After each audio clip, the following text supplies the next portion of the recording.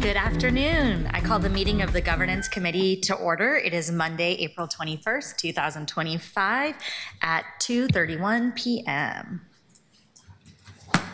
Keelan, will you please call the roll? Sorry. Rebecca, will you please call the roll? Of course. Pertleguiney. Hello, here. Ryan. Here. Clark. Here. Dunphy. Here. Koyamaline. Here. Ashley, will you please read the statement of conduct?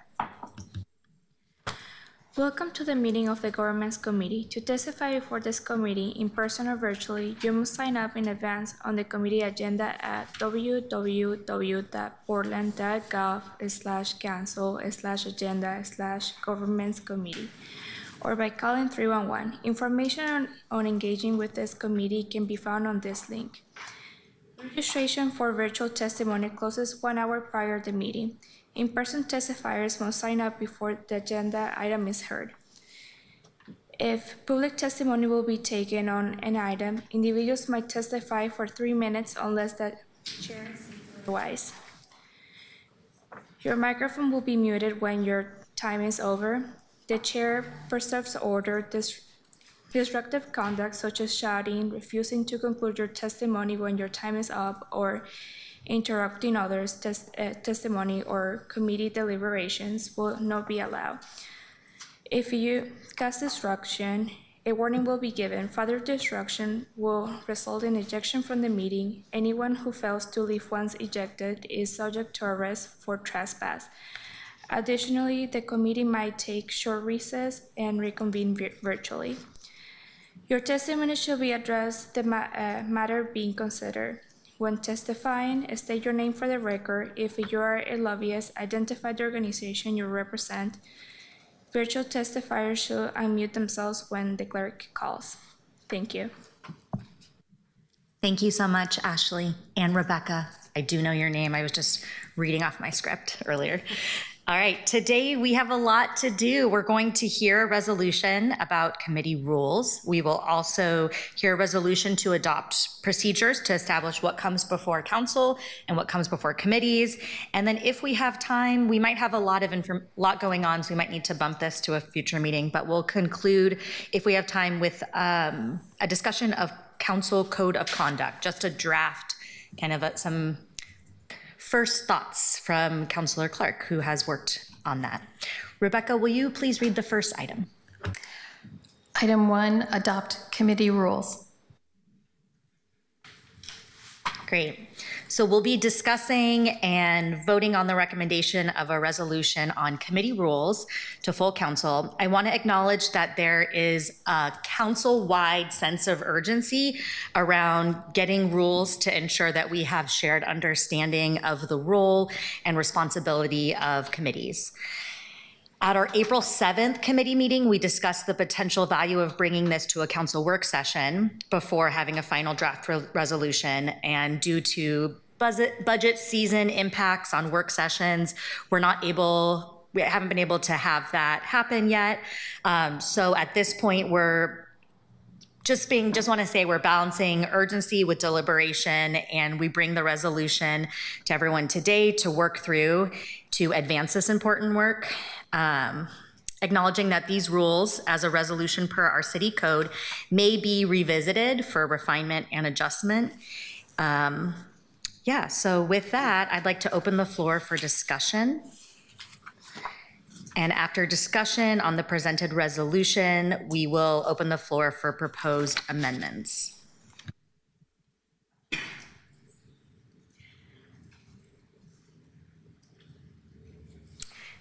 Do we have any public testimony signed up, Rebecca? We do. We have 2 people signed up. Great. Can we start there? Mm-hmm.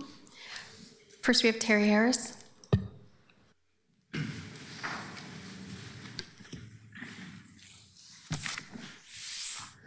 Okay.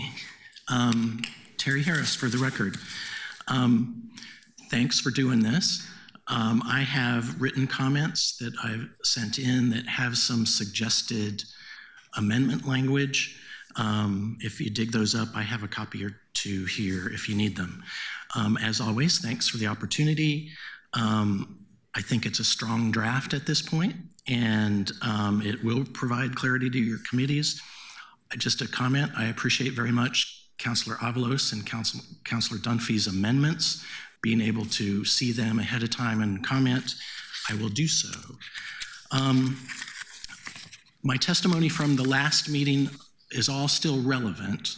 Those are all still my issues, but I realize the urgency in needing to move this along, so I'm going to be pretty specific today. On the quorum rule, I think you need to make it very explicit that councilors shall not deliberate. Okay, so the amendment should be shall not be counted for purposes of establishing a quorum, comma, shall not deliberate, and shall not vote. The next thing is on the meetings. The problem with co-chairs is that you are sort of needing to assume that the co-chairs agree with each other. So when you come to the point where in the absence of co-chairs, a designee of one or both gives two options that might contradict each other, I would suggest just say a designee of the co-chairs.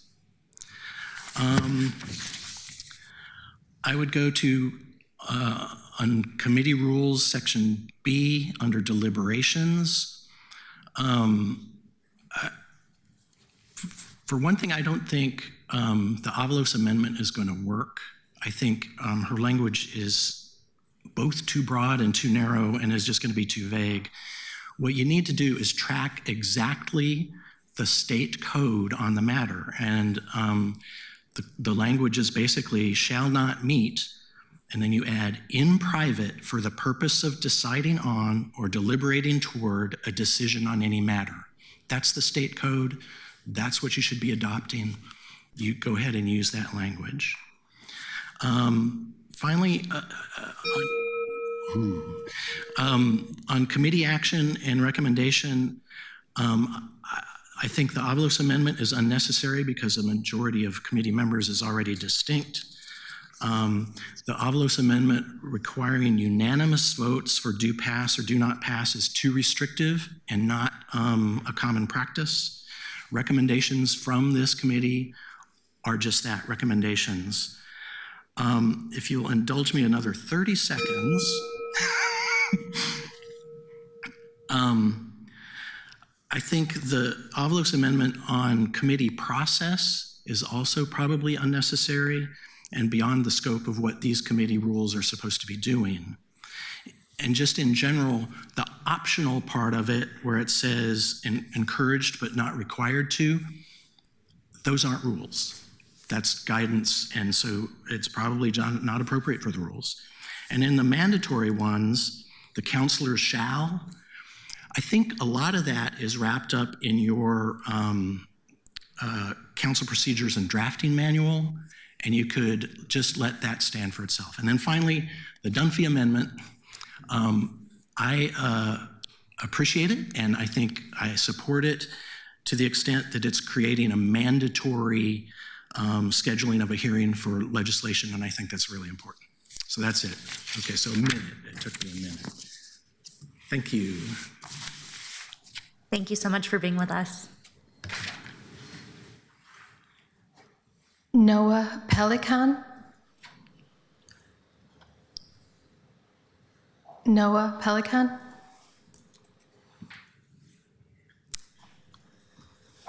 They've not joined. That concludes testimony. Thank you. So I know we have a number of amendments that we're hoping to discuss today. A lot of our discussion will probably be around those, but before that, looking to see if there's anyone that would like to speak more broadly. Councilor Pirtle-Guinea. Thank you, Chair. I just want to start before we get into amendments, which can sometimes feel like we're getting into the nitty gritty and tearing apart work that folks have done, which is not a bad thing, but can be hard. I want to express gratitude to our chair and our vice chair.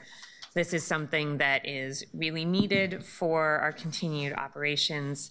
It's something that we all have spent a lot of time debating, as have others across council in comments that they've made on the record in other meetings. And I think you both have done a fantastic job trying to capture all of that and boil it down to something that works together as a whole piece, as opposed to disparate interests popping up here and there.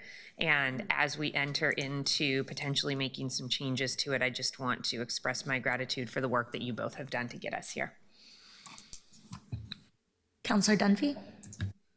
Thank you. Well, first, yeah, ditto to what Council President Prodogany just said. This is hard and often pedantic, and the details matter. And we also have some exceptionally strong opinions on our city council about things that I don't have that strong of opinions about, which is surprising to me.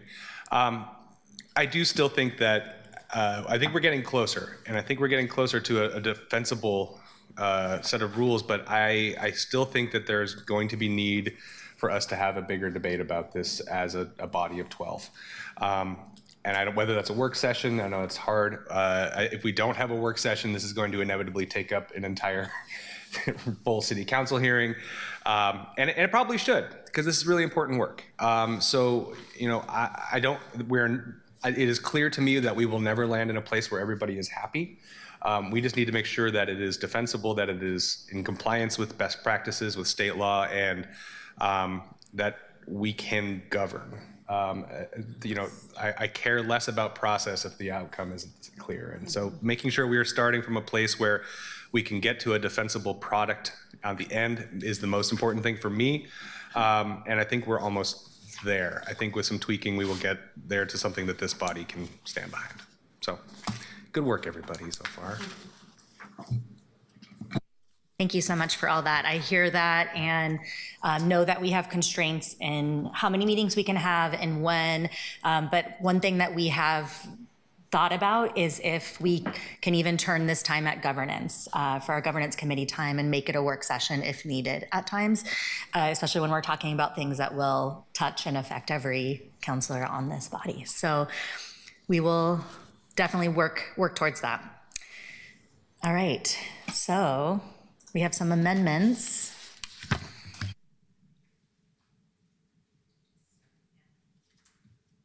Great. Well, if I may start, I'd like to start by moving the Councilor Avalos amendments, amendments A, B, C, D, and E to the floor for discussion and consideration. These are 5 separate amendments that are to be voted on independently from each other.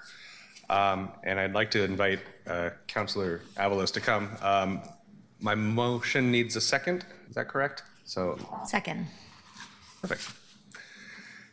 Can I ask a question while we're waiting for Councilor to come up? Could you help me number those? You said there were 7? There are 5, A, B, C, D, and E. If you open the attachment that says Avalos amendments, it is actually broken out in that. So, D and E. Chair, Dan here. I think it'd be helpful if we had on the screen the amendments so people can see what we're talking about. Great idea. Thank you so much. Is that possible to have those up? I probably would ask for it if I was there, but I definitely am asking for it being remote. I think that'll be great for everyone. Thanks.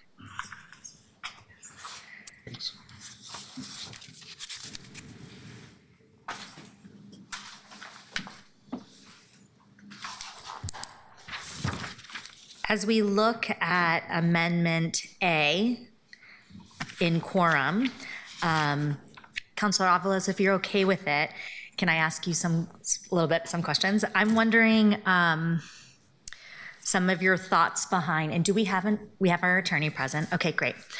So I appreciate being clearer about how any counselor can interact with a committee. I think it's important to have some clarity around that. So I see you added 3 under A, quorum. The presiding officer has the discretion on how counselors not appointed to committee may participate, including inviting them to sit on the dais, sitting at the testimony table, or as a virtual panelist. And my question there was around quorum for our, maybe for you and maybe for our attorney as well. I think I'm wondering what happens if you have multiple counselors that want to sit on the dais and then you have more than 7. What happens there? And if, I think the rest of it, besides the dais part, seems like something I can get behind. Yeah, I can kick it off. Hello, Councilor Candace Avalos, District 1, for the record. Thank you, Councilor Dunphy, for helping me introduce some of these amendments. Let me just quickly say what you got in paper is just a 1-page version of what I sent over email, which is my larger conceptual framework. And I wrote that up as a way to just give context for why these amendments that I'm asking, and then just in general. And I definitely want to second or third that a work session would be great. I would love to see that because it is grander than you know, just a couple people on a committee, and I know that everybody wants to talk about it, so we should create space for that. Okay. That being said, as it relates to this, I think ultimately, you know, I don't have strong opinions about whether it's necessary that a counselor sit behind the dais. I agree that even though that person, if you were to invite them, technically doesn't have a vote, that it might be perceived in a different way. So I don't feel that strongly about it. But I just thought it was an opportunity to offer a couple of ways that a counselor could engage, because there might be a need for them to be behind the dais for, I don't know, I can't predict what that need is, but I wanted to make it available. But I'm curious to hear what Robert has to say around, like, if there are physically people back there, if that initiates a quorum issue, or if it's just, you know, the fact that they technically have a vote or not. So I'll leave that to him to answer.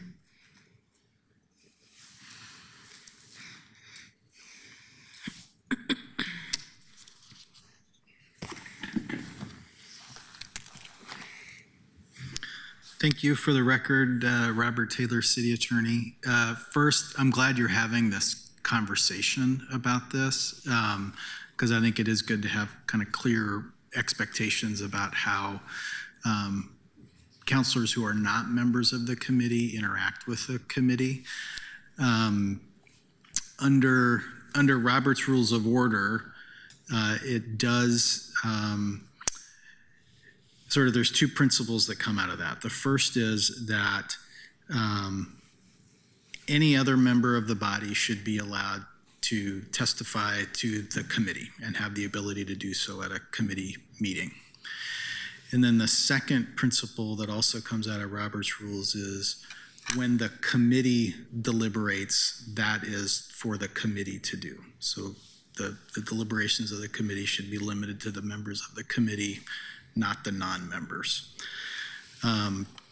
As far as where a non-member sits in the room, you know, I don't think that is a huge deal. I think that is something that you could set by rule, give them the ability to sit at the dais or not. In the Legislative Assembly, it's very common for non-members of the committee to come and testify, but they usually don't sit at the dais, and I think that's, you know, a reflection of what Robert's Rules and the Mason's Manual for Legislative Procedure try to get at, this idea of treating the committee as its own deliberative body. This question about if you have 5 members at the dais at a committee meeting and then you have a couple of other members also in the room, that alone, I do not believe is a violation of the Public Meetings Law. You are convened as and have given public notice as the committee. Your meeting is the committee. You're only acting as the committee. So having other people in the room doesn't cause a problem. You know, at some point, if you're convened as the governance committee and then you have 12 members up there and you're all talking about things and it starts to look an awful lot like a full council meeting, then I think that could raise some issues. And maybe that argues for keeping more of that separation between the committee and then the other non-members who come to address the committee. Councillor Dunphy? Oh, I still have my hand up, but I wanted it anyway. Councilor Avalos, could you tell me, I guess, ultimately, for this amendment, what is the problem you are hoping to solve? I think it is the fact that because we have committees for the first time, we're all still figuring out what our relationship is. And I know for me personally, like I'm doing right now, there are things that I want to bring to committees that I'm not a part of.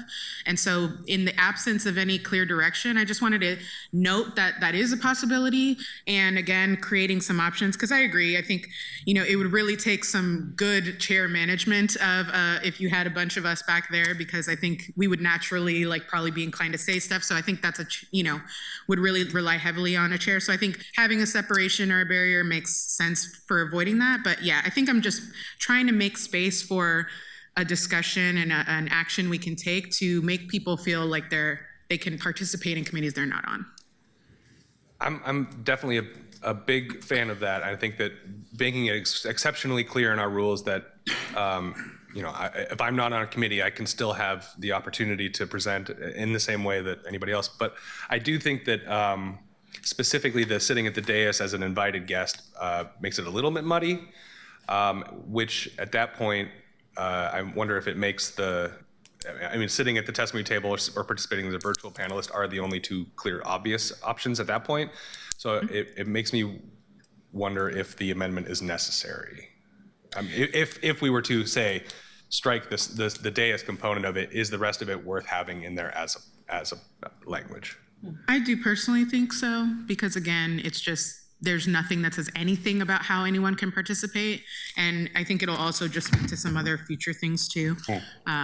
So I would be down with a friendly amendment of let's see, to committee may participate, including inviting them to sit at the testimony table or as virtual, just taking out sit at the dais, to avoid some of that murkiness.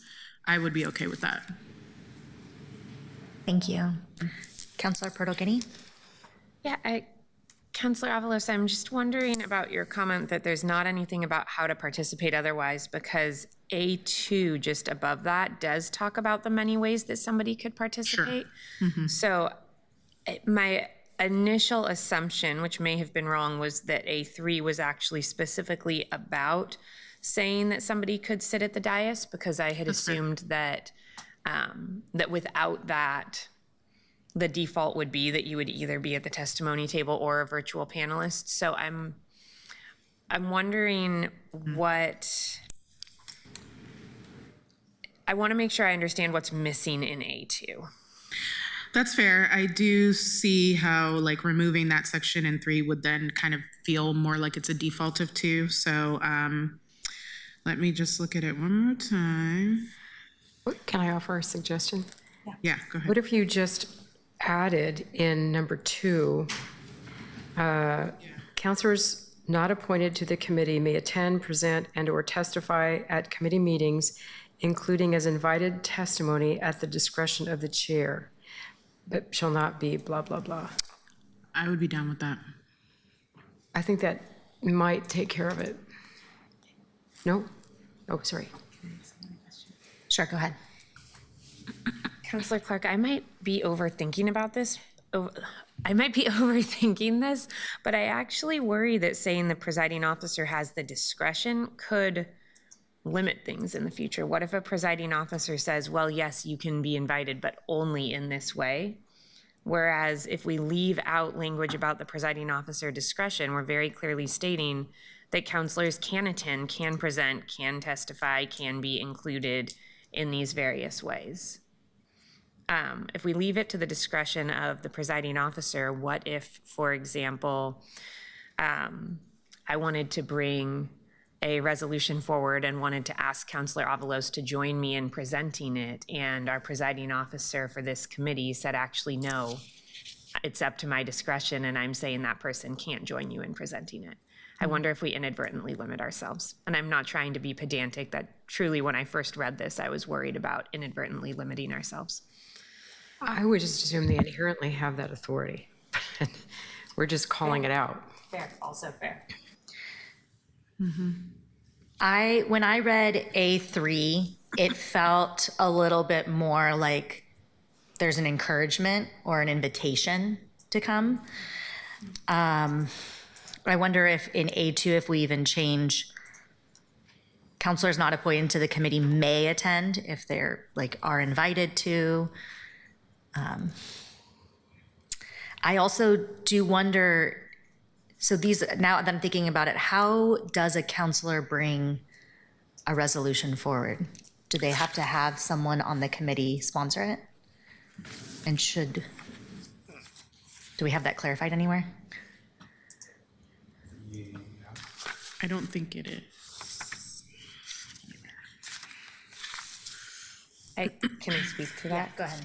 I think, and if anybody has a different understanding, please jump in. But because any counselor can bring an ordinance or resolution on any topic and then determine what committee it is referred to, if somebody wanted to bring an ordinance to this committee, they would just submit it in e-council. It would be referred here, and then when that ordinance was on the agenda, they would presumably come, and I would hope that the presiding officer of the committee would then invite them to speak to the ordinance or resolution that they proposed. I think on the question of amendments, it's a little more complicated because you need somebody who's at the dais to propose your amendment. There, it's less clear. I know that I would be happy to do the professional courtesy of introducing something or opening something up for a colleague, even if I didn't agree with it at any point, just to make sure that they could have their voice heard. But I do think there could be a question of whether there needs to be something more there. But for introducing something, because you can file an e-council and direct a committee, anybody should have a path for any committee. Right, okay, so yeah, that's in code. And so if a counselor who's not on the committee is bringing a resolution, that would be under present? Okay. All right. Counselor Ryan. Yeah, this is kind of similar to the conversation you and I had earlier. I personally understand 1 and 2. They make sense. I don't see the value in 3 after we had the dialogue about not having people sit at the dais, unless we have to spell that out in code, which I don't think is necessary. But I'm trying to figure out what the value is of number 3 right now in how it does anything to the council president's point earlier. What about the piece as a virtual panelist? Is that something that automatically happens? Well, I'm experiencing that today. Like when you're Yeah. a member of the committee, you can attend, present, or testify, whether you're there or like I am today. So I think that's a standard operating procedure right now at the city in such meetings, with the exception of the executive committee. So, I see a nod and I'm from also a big Rebecca. believer in not adding a lot of details to policy, but put them in the standard operating procedures. And I don't see that as something that needs to be in this, but that's where I'm at. I see a nod from the council clerk, Vice Chair Ryan. You can't see them, but so Councilor Ryan sits on this committee, so is a virtual panelist. If someone was not on this committee but is a counselor, would they also automatically be a virtual panelist? Rebecca, do you know? Discretion of the chair. We allow, Automatically, if they were invited to be a panelist, they could attend virtually. Their meetings will always have a hybrid or virtual option. So whether that's for a council member or for an invited speaker, it's available to both. Okay. But if a counselor just wants to observe the meeting, for example, I observed a committee meeting a couple weeks ago. I was not a panelist member. I didn't see on my text messages, there was, I guess, a debate about me sitting in the room because I was there, and suddenly we had more than 6 people in the room, I believe. And it was ruled while I was sitting there, again, not looking at my phone, that I was fine sitting there observing the meeting. I wasn't testifying, I wasn't voting. So yes, as counselors, we get to come in and observe meetings anytime. So I would assume we should be able to have access to observe meetings just like anyone from the public. Does that need to be in this legislation? I don't think so. Counselor Pertle-Guinea? I'm wondering if I can ask a question about another, actually, it's a piece in 2 different amendments, but if folks can have more they want to say about Amendment A, I'm happy to wait.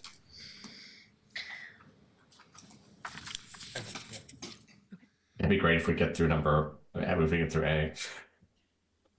Yeah, I would, I'd like to, I am convinced that if we are sort of in agreement that sitting at the dais is not a best idea or best practice, that the additional component of this is not necessarily really necessary, and I would recommend that we table this specific amendment and move on to a discussion around Amendment B. Do we need a second? No. I believe because No, we're just moving on. We can come back to it if we want to. I but think we opened all of the amendments, so we should be able to jump around if needed. Yeah. Okay. Counselor Avalos, do you want to talk about Amendment B? Sure. Okay. Amendment B, you'll see the 3/4 language in a couple of them, which is, I just changed to supermajority. I just think it naturally includes that and it takes the math out of it. I don't know, again, not big hill to die on, just thought structurally it made better sense to say a supermajority. So that's included in B, and you'll see it in C as well. But the next part of B is this section around if the chair or co-chairs does not schedule an item for a meeting that was submitted according to the committee rules, any member may make a motion and upon the affirmative vote of majority members. Again, it was just like, for me, it said, it was just at comma, and then it said upon the affirmative vote, but it wasn't clear to me, like, what does that mean? Like, do I, as a member, need, like, am I supposed to get the floor in order to do that? And I wanted to make it more clear that essentially, this is a way to, this to me is also a fail-safe in case a chair doesn't want to do what the committee members want to do. So it's giving the committee an extra, like, ability to be able to make a motion and, you know, challenge the committee to go a different way. So I just felt it was, for me, more than anything, a way to add another layer of clarity that counselors can make motions that might go against what the chair might want. Does that make sense? Okay. That's B.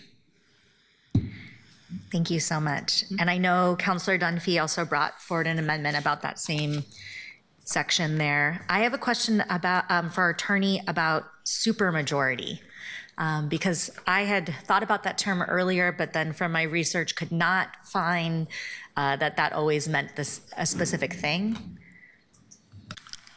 Yeah, Robert Taylor, City Attorney. That's correct, and the term supermajority is a label that is applied to any vote that is above a majority vote.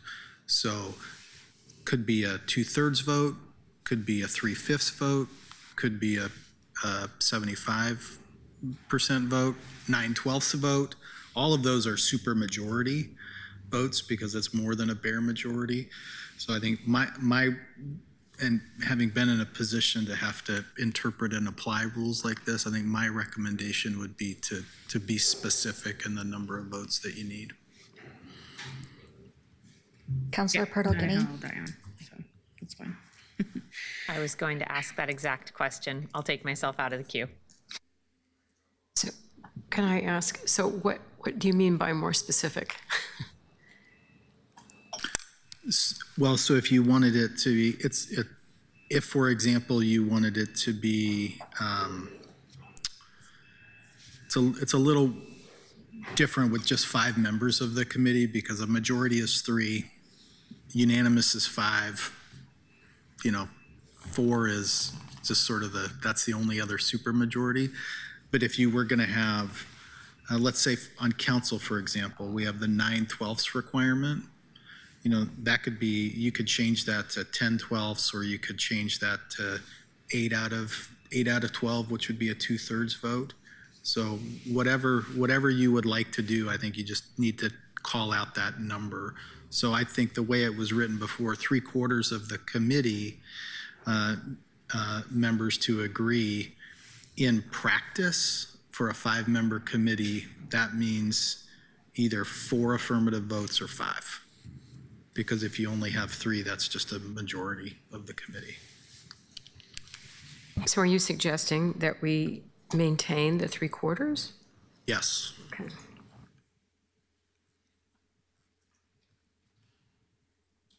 Any other discussion around Amendment B? Counselor Dunphy. We will come to this a little bit later, but I will be introducing an amendment that also changes Section B2 sub B, which reframes it a little bit and would not, it would actually, my specific amendment actually would remove the section that we are amending. I think that it is a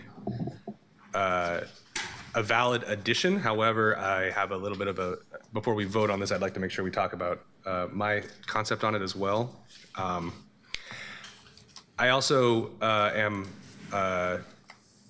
hearing our attorney saying that supermajority is a little bit nebulous and 3/4 makes sense to stick with. So I would be, I'd like to, I guess I'd like to hear from Councilor Avalos a little bit more about that. Not a hill I'll die on. I think that's fine. I was trying to add more flexibility, but I get that maybe flexibility isn't always best, and maybe this isn't the right place for it. So I'm okay with that. Obviously, I have thoughts about the second part, but I want to hear Councilor Dunphy's amendment later, so we can talk about that later. Yeah, thanks. I'd like to move forward to conversation around Amendment C, please.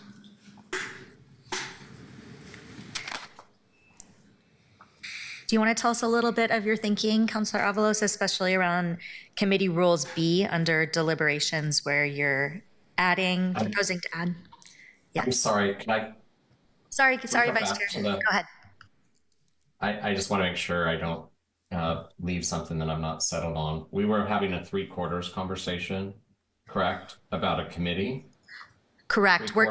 There was the conversation about changing the words from 3/4 Yes. to And so supermajority. now we're landing on keeping it 3/4. is what I Correct. heard. But here's my question. I also heard from our attorney that being really crisp and clear on numbers makes sense. So 3/4 would be times 0.75 into 5, right? 5 members on a committee, so that's 3.75 humans. So is it 4/5 Rounds up. with 5? I think we have the language at least 3/4. So So then, Robert, we're back to like old times when there's 5 members of a body that you have to have 4/5 to be supermajority.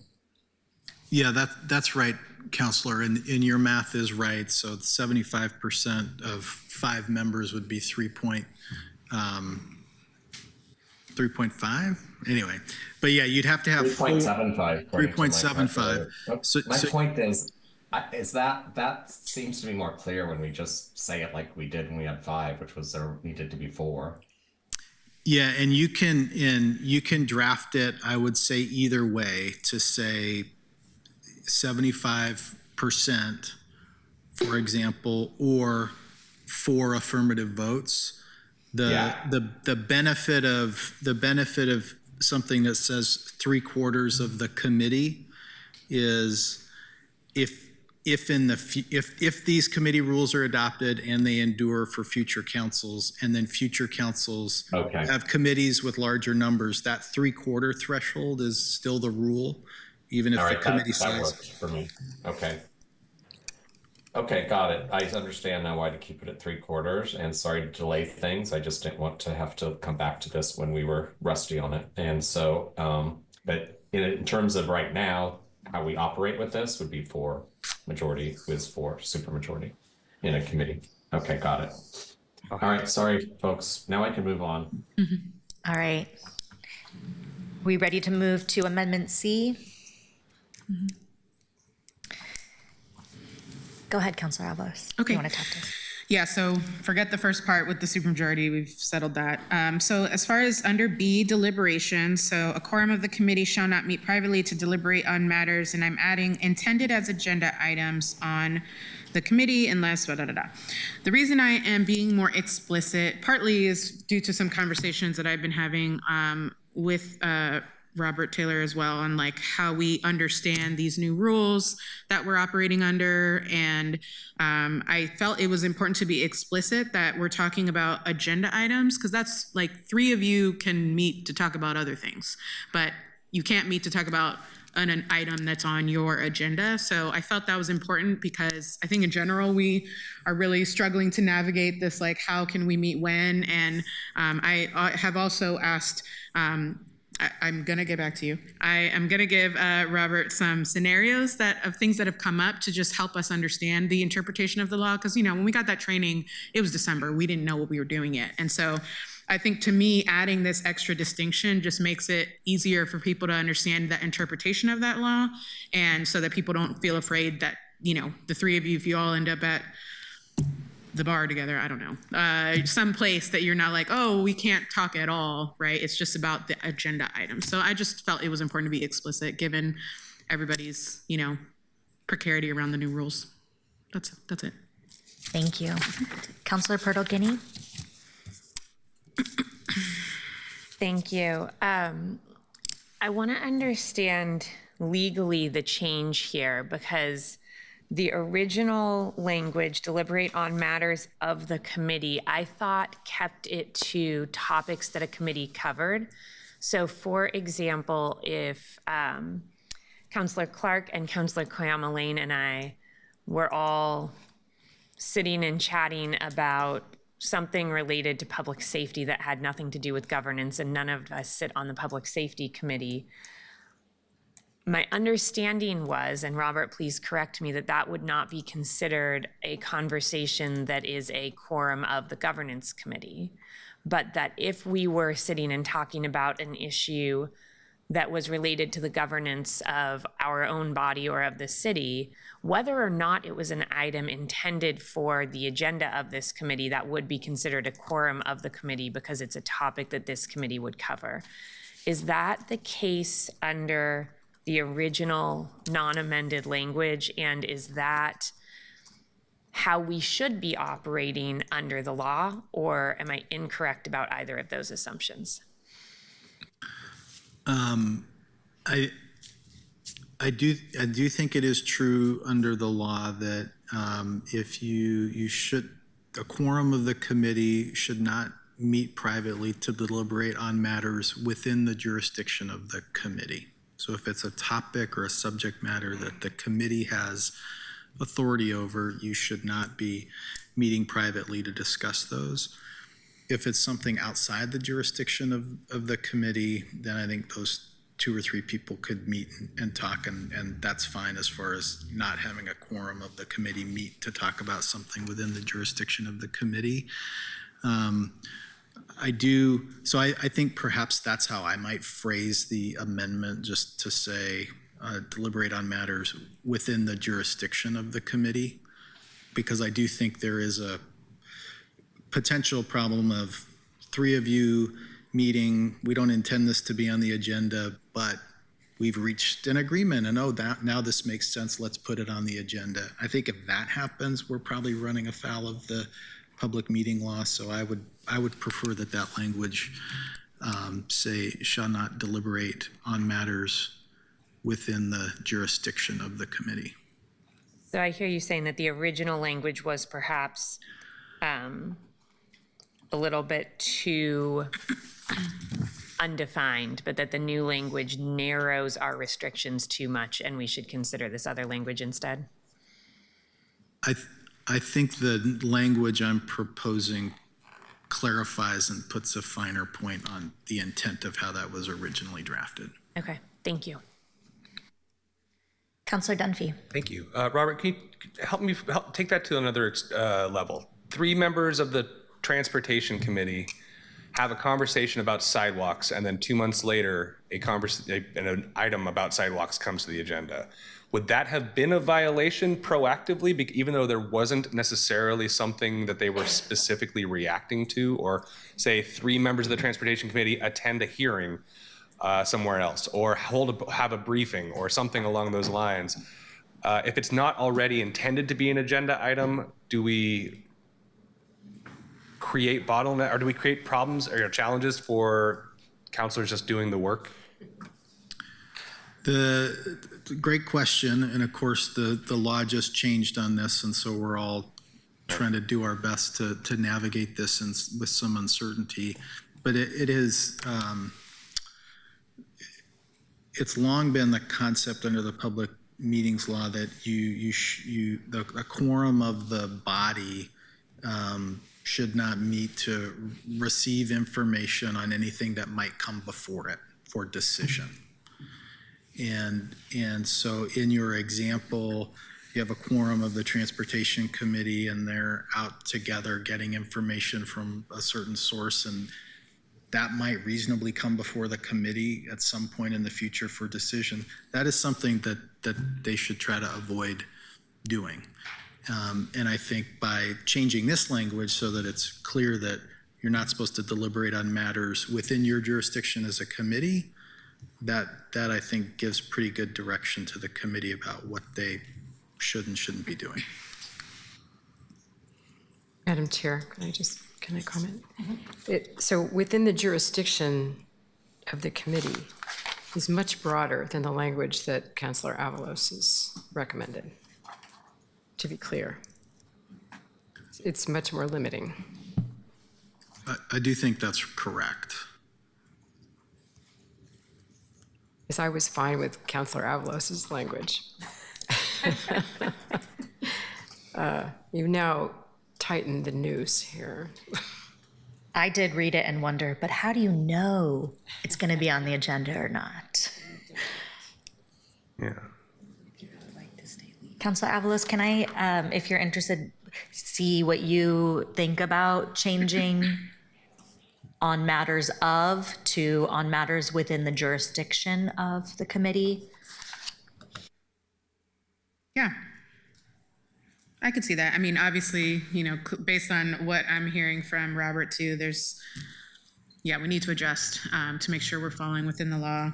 A lot of this, y'all, I'm putting out there, and that's why we got a lawyer to help us out.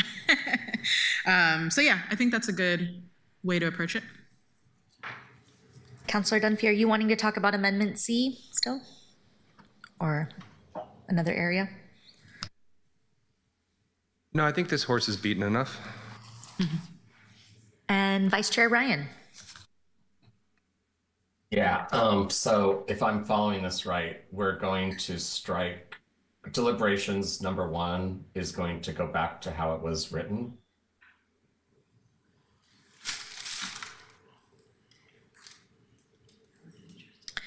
Right now, there's conversation after we've gotten some advice from our attorney. Yeah. To So based on advice, I think we're just getting reminded that meeting together in a quorum that's outside of the public meeting laws, the sunset laws, then is just not allowed, period, because it's inevitable that you could end up talking about an agenda topic. So I think that clarity was really helpful. And it seems, what's that? What I heard was that the quorum of the committee shall not meet privately to deliberate on matters within the jurisdiction of the committee. We cannot, 3 of us cannot get together and talk about governance outside of this space, but we could get together and have a coffee and talk about our pets, right? We could talk about other things. Correct. Or even a topic that is not before this committee, a topic of a committee that none of us sit on. Mm-hmm. Really? Within the confines of, you can't talk to 7 people about a topic because then it becomes a topic of council. Well, what would happen? I think, Sorry, go ahead, Dan. I just want some clarification while you're here, Robert. Thank you for being here today. I I really was comforted in the 2 times I was elected before this, when I was on the school board and on the last council, that there was just a number. Like you couldn't gather at the school board with 4 people outside of a pub, because it just was a safe practice to avoid gathering unless it was something in the public that everyone could see we were there in a celebratory form. But and then on the last one, it was never to be gathered more than 2 of us. I'm having more challenges understanding how to do that with this current makeup. We have 12 people, obviously, total. So the rule book would be you could never have more than 6 meeting. I've heard that. But when there's 6 people gathered, they could be discussing agenda items or topics that show up in different committees. And so I do think this is maybe put a pin in it, but if you could, I'll just say the caucusing that goes beyond like 2 or 3 makes me nervous as in terms of our ethics and our eye test as a body. Thank you, Vice Chair Ryan. Mr. Taylor, would you like to comment on if a group of 6 can meet if they're not discussing specifics of a committee or, yeah? So less than a quorum of the full council could meet. The challenge is, I think, twofold. One is you want to be sure that those 6 don't otherwise comprise a quorum of a committee, and they're talking about things that might come before that committee. That would be a problem. I think the second problem, and I think it's a bigger problem, is under the law, if 6 meet and then one of those 6 goes and talks to the 7th member of council, now we've got a serial communication, maybe with an intermediary problem mixed in. So it's something that I think Councilor Ryan is correct to be thoughtful about how folks get together and talk about things. Councilor Dunphy? Well, I'm still, I'm trying to imagine scenario. I mean, it's my job to poke holes here, but like, say the city club has a forum on governance and they invite 3 of us to talk about governance issues and the idea of governance, and then later that spurs conversations that turn into a policy. Would this be limited at that point? Does that mean that we couldn't be doing that? Right? Like I wouldn't participate in that. Yeah. Yeah, that would be a problem. Yeah, and people aren't going to talk about governance much, but I can absolutely imagine a public safety or transportation or housing policies where it may just work out that more than 2 of us have to be on a thing. And if there isn't a specific item coming to a committee or a specific conversation about legislation that exists in any sort of proposed way, I worry that this new language limits us in our ability to communicate with the public in a lot of ways too. I'm just thinking out loud. I don't know. And would these deliberations, if we are simply sharing information of things that have happened in our committee and there are multiple of us, like we're at an event, is there a difference between sharing information versus deliberating and doing actual committee work?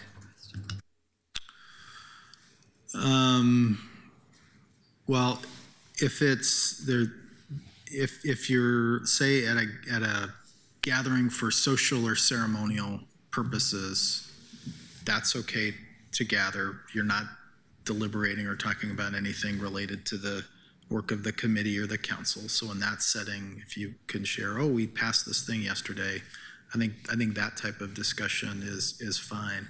I do think under the law, if you have a quorum of the committee get together for purposes of hearing public testimony on an item that might come before your committee for a decision, you should think of that as needing to be a public meeting where you're going to hear testimony from the public. And you need to notice it and convene it and follow those rules for it. Councilor Purtle-Guinea? We're asking you a lot of questions right now, Robert, about the law. And what we're talking about is creating our rules. If we had a rule that said a quorum of a committee shall not meet privately to deliberate on matters within the jurisdiction of the committee, and so on, does that essentially parallel the requirements under the law? Or does that create more space where there could be things allowed under our rules but not allowed under law that we need to be careful of? Or less space where we're actually limiting ourselves more than the law limits us, in your opinion? I believe if that rule says may not meet privately to deliberate on matters within the jurisdiction of the committee, that would be consistent with what the law is today. So we're asking you a lot of questions that I think are important for us to have a better understanding of under the law, but the reality is, for the purpose of deliberating our rules, these are legal questions that have to do with our compliance with state law, not questions about compliance with the rules. Okay, thank you. Thank you. Councilor Clark? I'm just going to split a hair here and say, what's the difference between discuss and deliberate? That would be this. It's essentially the same. Same? Yeah. Okay. All right, thank you for your advice. Any comments on Amendment D or E?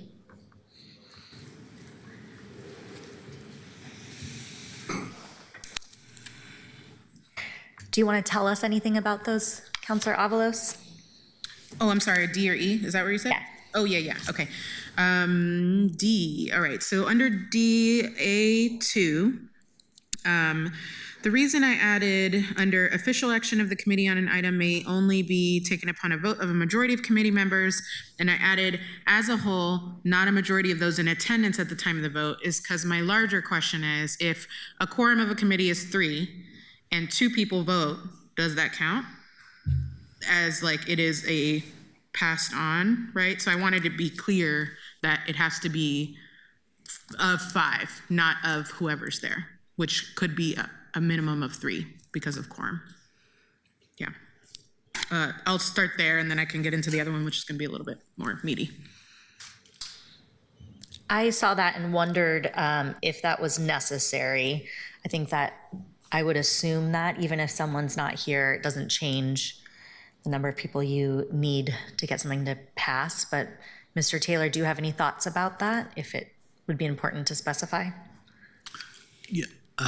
Honestly, I think that's an example of the previous language was probably good enough, but adding that clarifying language, I think that is helpful. And an example of what I was talking about before, like if you want to be specific about the number of votes required, just spell it out so there's no doubt. Great. Councilor Clark? Okay, I didn't really have my hand up, but I will say that the way I read this is going to encourage more attendance at all committee meetings, right? Because, I mean, you need the full committee. It's not just, or am I reading it wrong? You just need 3. So that's what I'm saying. So like if 3 of you show up, then to pass something out of it, it can't be 2, which is technically a majority of 3. It has to be 3. Okay. So in a case where there's, there's the politics of that, right? Like if 2 of your people don't show up and you know what I mean? But I think it's to be extra clear that like it cannot be 2. It has to be 3. Thank you for that clarification. Mm-hmm. Vice Chair Ryan? Oh, yeah. 3 is 3, and I appreciate the conversation between Councilor Avalos and the attorney. So it looks like adding this will allow us to really make sure that we understand that. So I'm good with this edit. I'm supportive of adding Brings it. more clarification, and now I can see where people might have been confused. Got it. Talk about Yeah, that. do you want to talk about the rest of D? Yes, so I know this might look a little convoluted, but let me explain the theory of it first. So what I'm getting at here is this larger concept that I think will happen as we continue to talk about the role in committees and council, which is if 3 people, right, as of right now, you've got five of you, if 3 of you vote for something, you pass it forward, is that, and you all are saying with a recommendation of pass or adopt a thing that you did, is that enough to say that's a convincing amount of people that are recommending something to the full council, right? Because already 5 to me is, that's already less than a quorum, right? You can't vote for anything with 5 people at full council anyway. And so this kind of speaks into the larger philosophy that I have that we can talk about later. But ultimately what I'm doing here is essentially the default then would be 2, right? So if the vote was not unanimous, then it's a referral without a recommendation, right? Because it wasn't unanimous. Not all of you agreed to recommend that you pass this thing. And so it's coming to the council neutrally versus if all 5 of you agree on it, then that could be reasonably understood as you all want the council to take that certain action.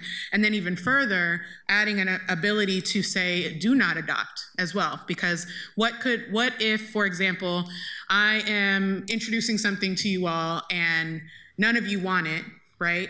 And that's okay for you all to say, but you all want it to go to full council because ultimately anything you do is a recommendation anyway, right? And so even though the 5 of you might not agree, you don't know if 7 other people that aren't on your committee might. And so also creating a little bit of room there to make sure that, so you just have a couple more tools as a committee to communicate what you are saying to the larger council when things move out of your committee. So that's the logic behind it, and happy to answer questions. Go ahead. Yeah, I just want to share that I have concerns with the idea that committees send things out with the do not pass or do not adopt recommendation, especially as a unanimous vote.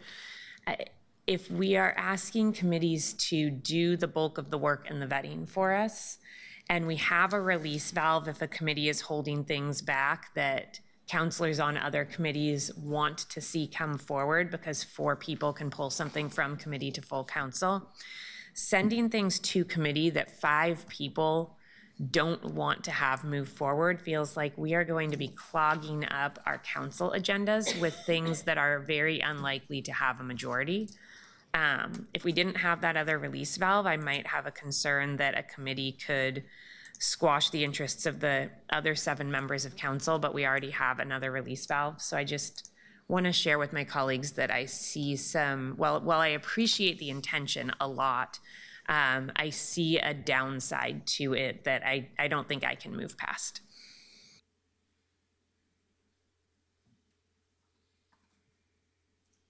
Councillor Dunphy. Thank you. Yeah. So if I'm reading this just correctly, what would happen if something passed 4 to 1 out of a committee?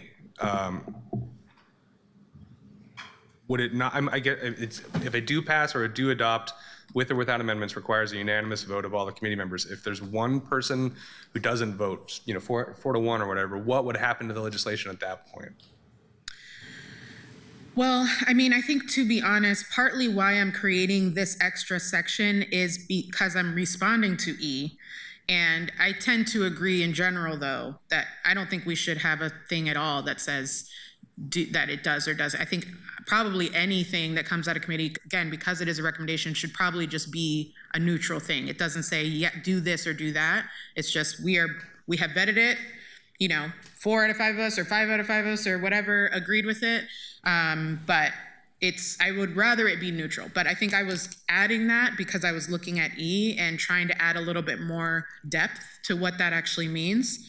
So, I think we could have a larger discussion on E and maybe suss out if that's even if that has issues first. And then because I think F is really responding to E. Does that make sense? Yeah. Okay. Would you like to talk about E? I guess I did put 5 there. Yeah, I forgot. So, I just moved. So it was like the way it was structured, right? F said do not pass or do not adopt. So I moved up that into 5 because I felt like E was showing all of the types of actions we could do. And so that's more like a logistical. I felt it went along with that. And then I added F, which is, again, further kind of clarifying what those actions could be. Yeah. Sorry, I wasn't very clear. I meant, do you want to talk about amendments E? Oh, I'm sorry. Okay. Yes. Yes. Okay.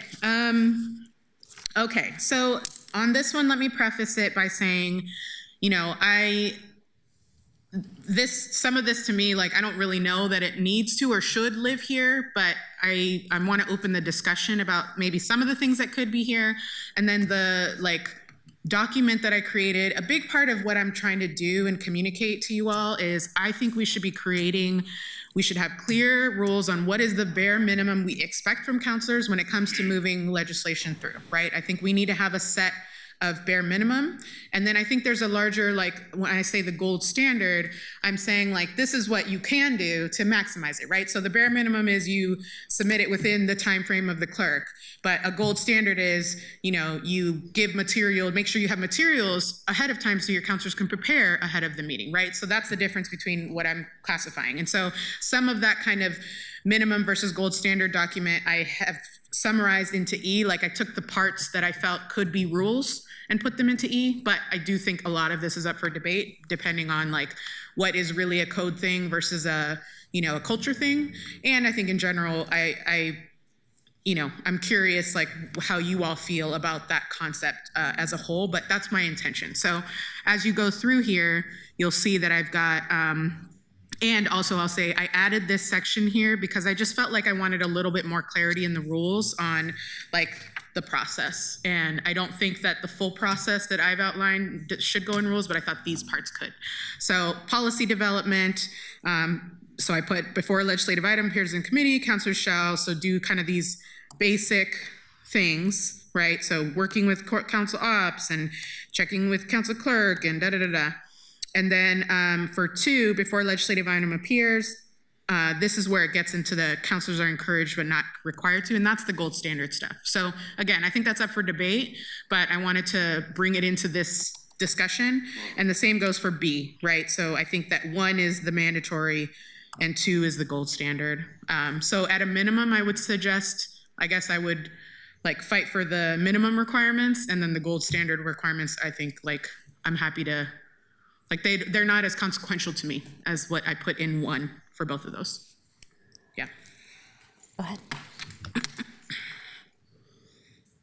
Counselor, I appreciate seeing this, and I think a lot of this is laid out in the policy drafting and filing process flow sheet that Council Operations put together for us. And when, in my role, not on the governance committee, but as council president, when I asked them to put that together for us, my hope was that that was something that would guide us for now, and then we would eventually come back to, once we got some other rules on the books, figuring out if there were changes that we needed to make to that and having a governance discussion. And this to me feels like a good jumping off place for that discussion. Chair, I wonder if rather than trying to do that today, as a committee, we could take Amendment E and the flow chart that we have from Council Ops, and as you and your vice chair are making a list of the other items that we need to discuss, have this be a topic that governance fleshes out to figure out what's working, what's not, what's being proposed here that's different from what we're doing. What do we think about all of that at a future committee meeting? I think that makes a lot of sense. And as I was looking over this, I can see there's a lot of great thinking going on here, and think that this is something that we could definitely continue to work on with council ops and the clerk to make sure that there's more clarity.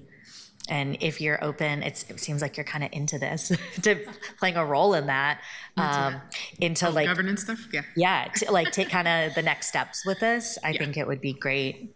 Okay. Agree. Can I add something?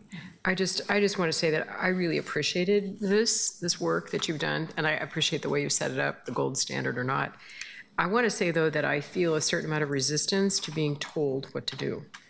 The shalls, I would prefer that it was urged or advised or something along those lines. I'm going to resist the shall, just so you know.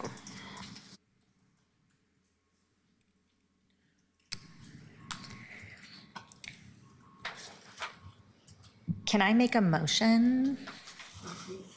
We have amendments on the floor. Yeah. Apologies, a motion to hear the next, On a motion to amend Exhibit A, specifically under committee actions where, as shown in Counselor Avalos's Amendment D, to add as a whole, not a majority of those in attendance at the time of the vote.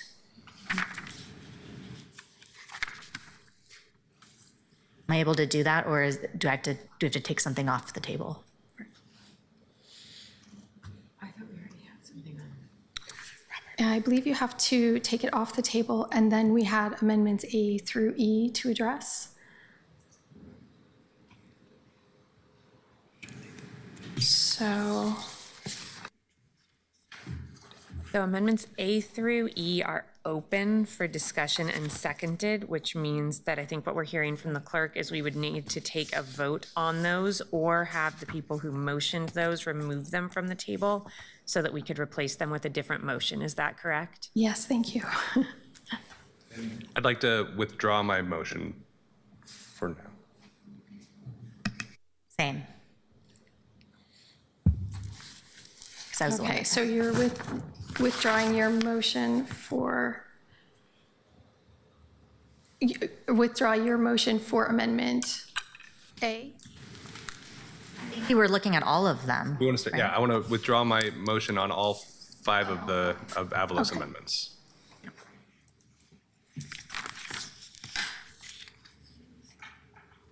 And then I'd like to motion, Okay, apologies, we need to take a Did vote. that need a second? No, Yeah. Okay, withdrawals are just withdrawals. Got it. any member can withdraw the motion before it's great. voted on. So now we're trying to, someone has a new motion? can I make a motion now, Rebecca, or do you want me to wait a second?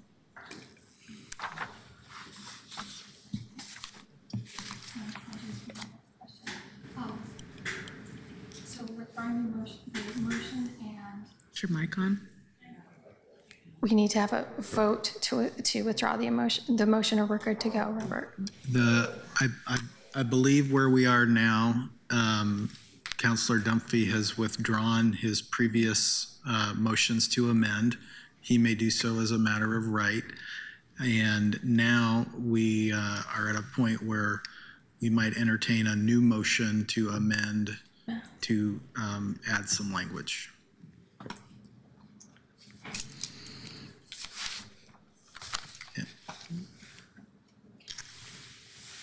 Go ahead. We had a motion from Koyama Lane to add new amended language. Did we have a second?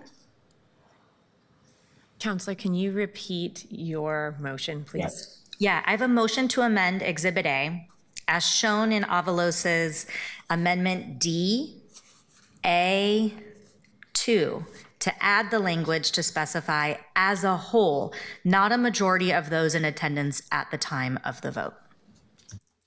Second.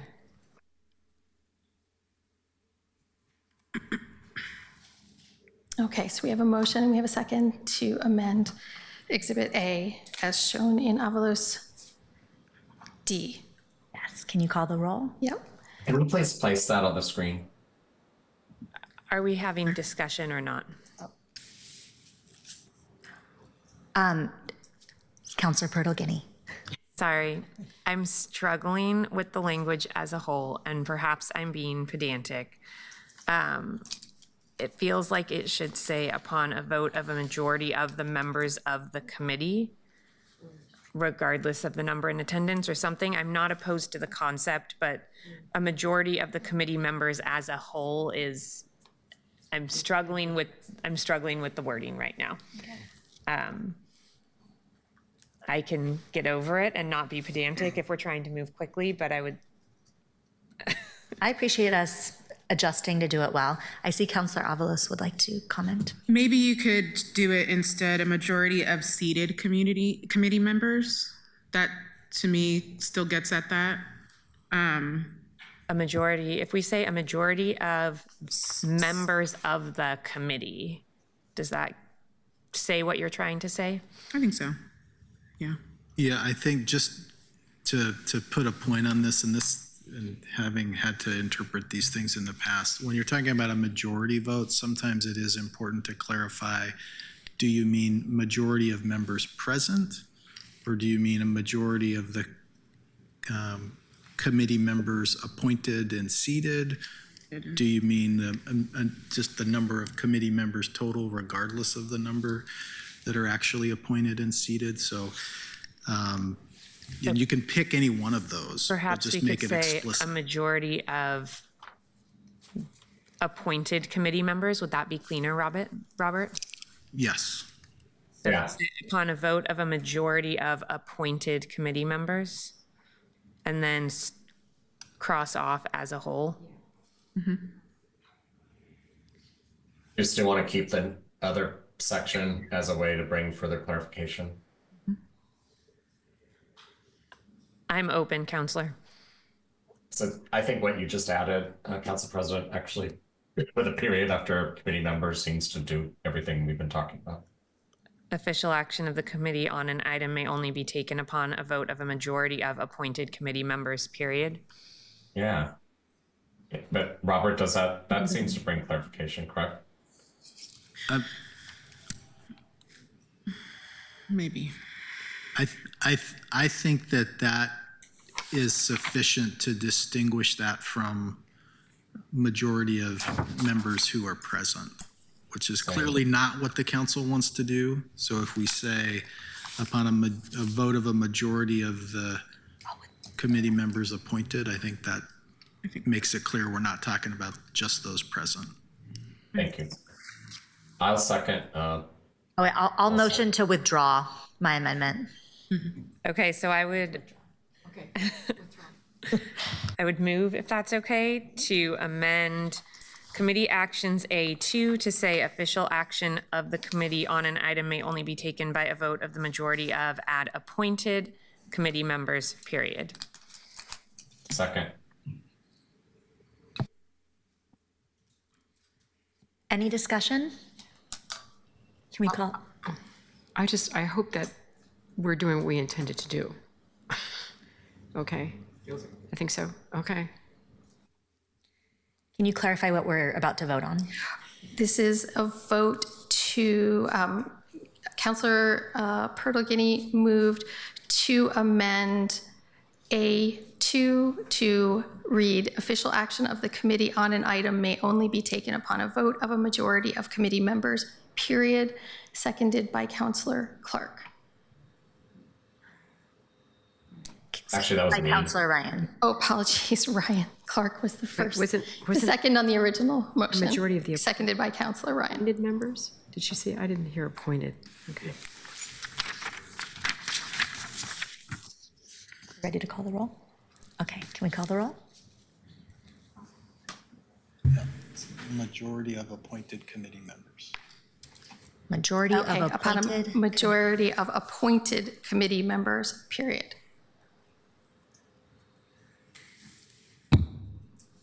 Okay. Okay. We can call the roll now.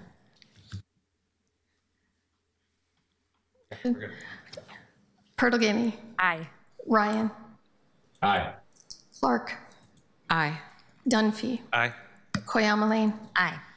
With 5 ayes, the amendment carries. Ask a quick Passed. question. I motion to amend Exhibit A under committee meetings and under quorum, under 1, to add the language shall not deliberate. So it would read, but shall not be counted for purposes of establishing a quorum, shall not deliberate, and shall not vote. Second. Is there discussion? Any discussion?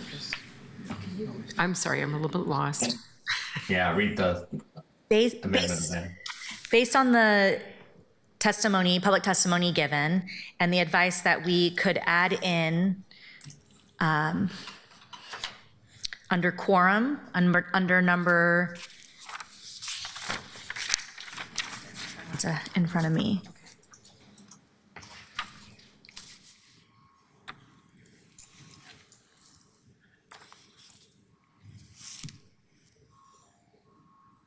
At the number 2, committee meetings, but shall, I'm gonna look at what's, this is from Counselor Avalos. Can we see the Are you looking for the original as opposed to the proposed Avalos amendments? Yeah. Where are we? I'm not sure.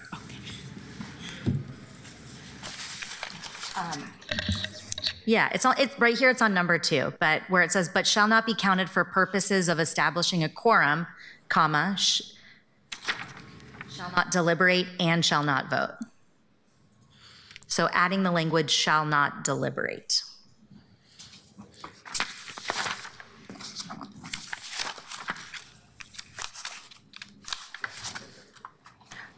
So that was a motion from Koyamaline, seconded by Perlgini, and now we're at discussion. Can you read it one more time? I'm sorry. A quorum of the committee is a majority of its appointed members. Counselors not appointed to the committee may attend, present, and/or testify at committee meetings, including as invited testimony, but shall not be counted for purposes of establishing a quorum, and shall not deliberate and shall not vote. Thank you.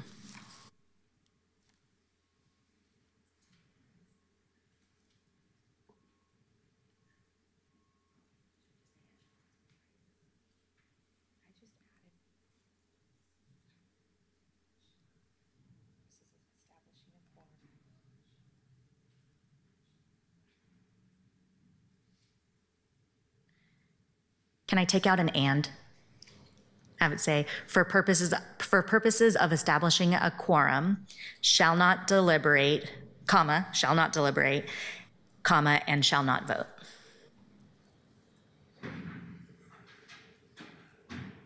Any discussion about that? This has already been seconded, right? Yes. Okay. All right, can you call the roll? Perlgini, Aye. Ryan, Aye. Clark, Aye. Dunphy, Aye. Koyamaline. Aye. 5 ayes. The amendment passes.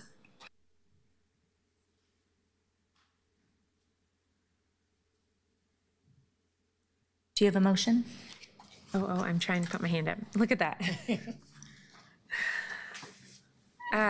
I would move that under committee meetings B, meetings 1B2, in the case of committees with co-chairs, in the absence of the co-chairs, a designee of one or both of the co-chairs, that we strike one or both of, so that it says, in the case of a committee with co-chairs, in the absence of the co-chairs, a designee of the co-chairs. Second. Any discussion? Rebecca, can you call the roll? Perlgini, Aye. Ryan, Aye. Clark, Aye. Dunphy, Aye. Koyamaline. 5 ayes. The amendment passes.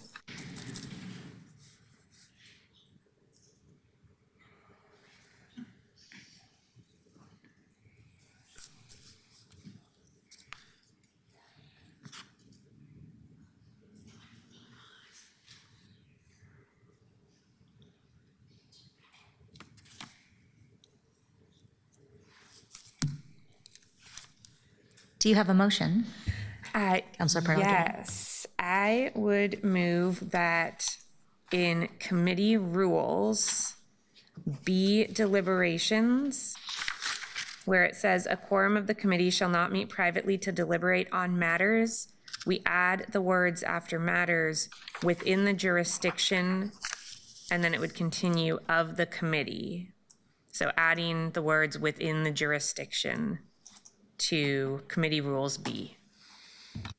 Second. Any discussion, colleagues? I really don't like this, but I can't change state law. Fair. Counselor, are you comfortable with the motion given state law, or should we No, I'm discuss comfortable more? with it, given state law. Rebecca, can you call the roll?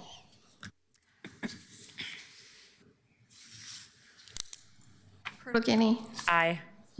Ryan, Aye. Clark, Aye. Dunphy, Aye. Koyamaline. Aye. And 5 ayes, the amendment passes.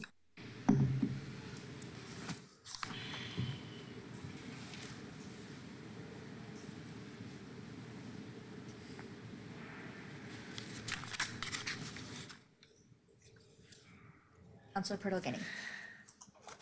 Counselor, I don't want to jump the line because I know that Counselor Dunphy also has amendments to propose, but I did just want to flag for you and our colleagues that I had what I hope is seen as a very technical amendment that at some point during this meeting, I'd like to be able to present. It got posted really late. I apologize, but it is up and I have paper copies.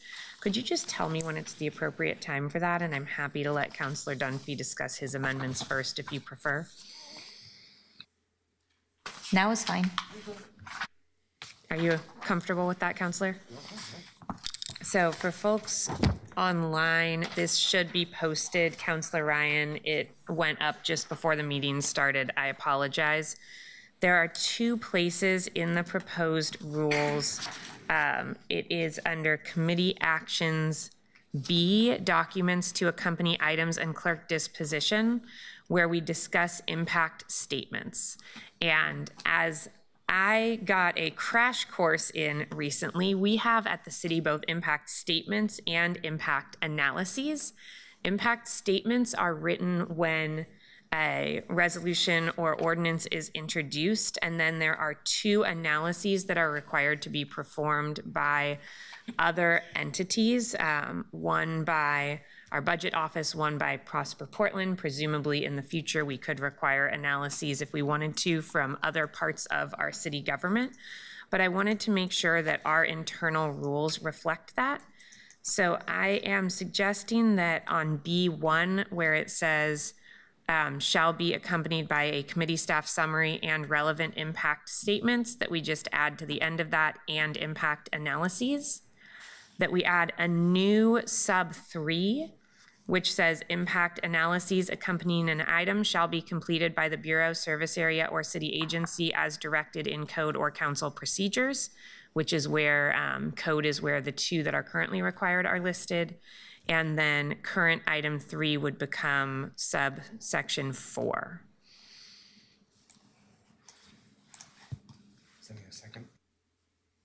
If we want to move to discussion, it does, yes. I have a question.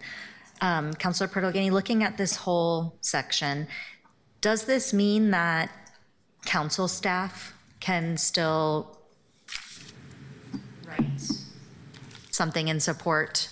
I believe we have a proposed amendment that would specifically call out council staff. My assumption has been that where it says impact statements would be completed by city staff, that would include council staff, but I'm not touching subsection 2. I'm just adding in the portions about impact analyses, and I'm happy to have the conversation about what we want sub 2 to say separately. Okay. I'm gonna leave. Is that okay? Okay. Thank you. Bye. Thank you, Councilor Avalos. Thank you. Councilor Dunphy, did you have a question about this amendment? Well, I just, We need a second. Oh. Yeah. Oh, sorry.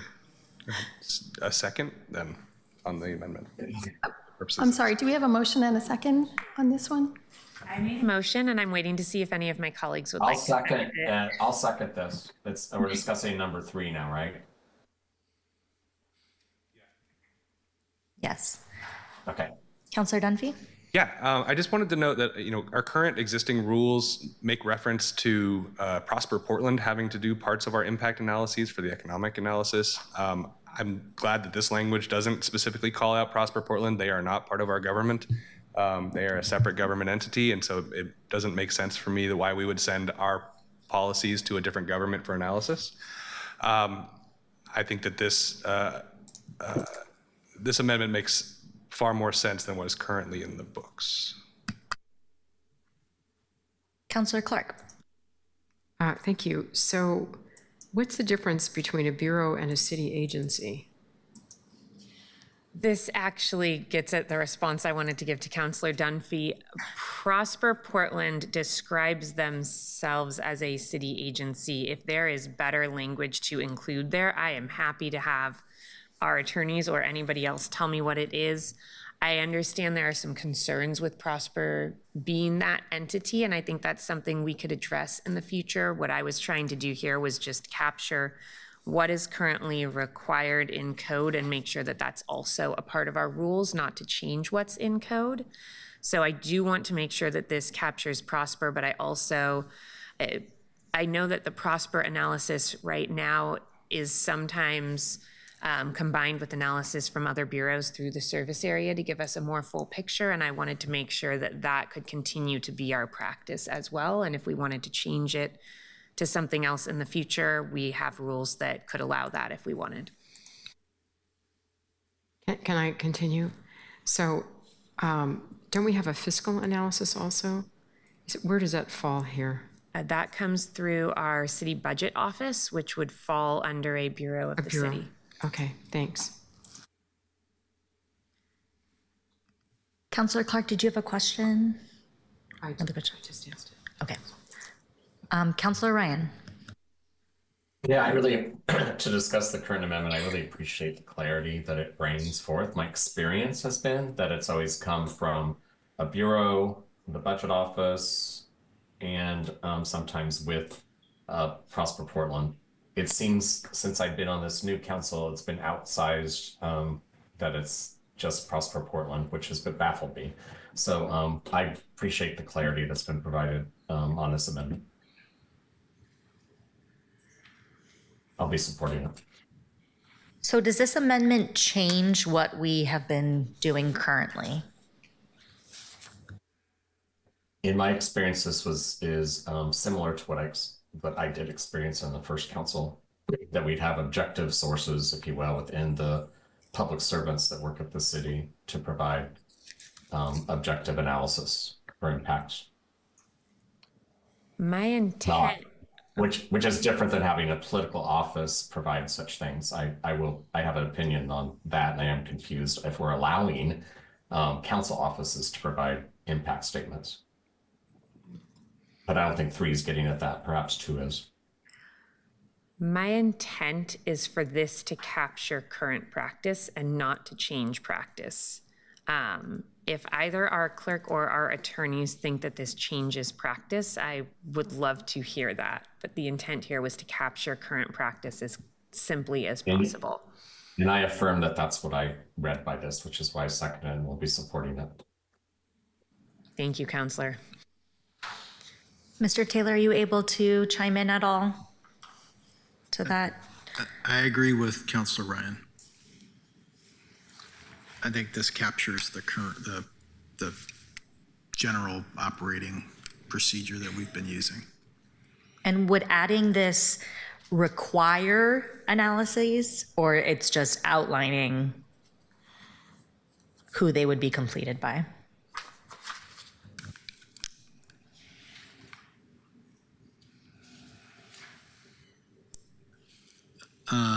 Well, as I read this, it does distinguish between the impact statement and the impact analysis. The statement would be completed by the city staff who is submitting the item to the clerk, and then the additional analyses would be completed by Bureau, Service Area, or city agency. So that would be Budget Office, Prosper Portland. They would provide that additional analyses.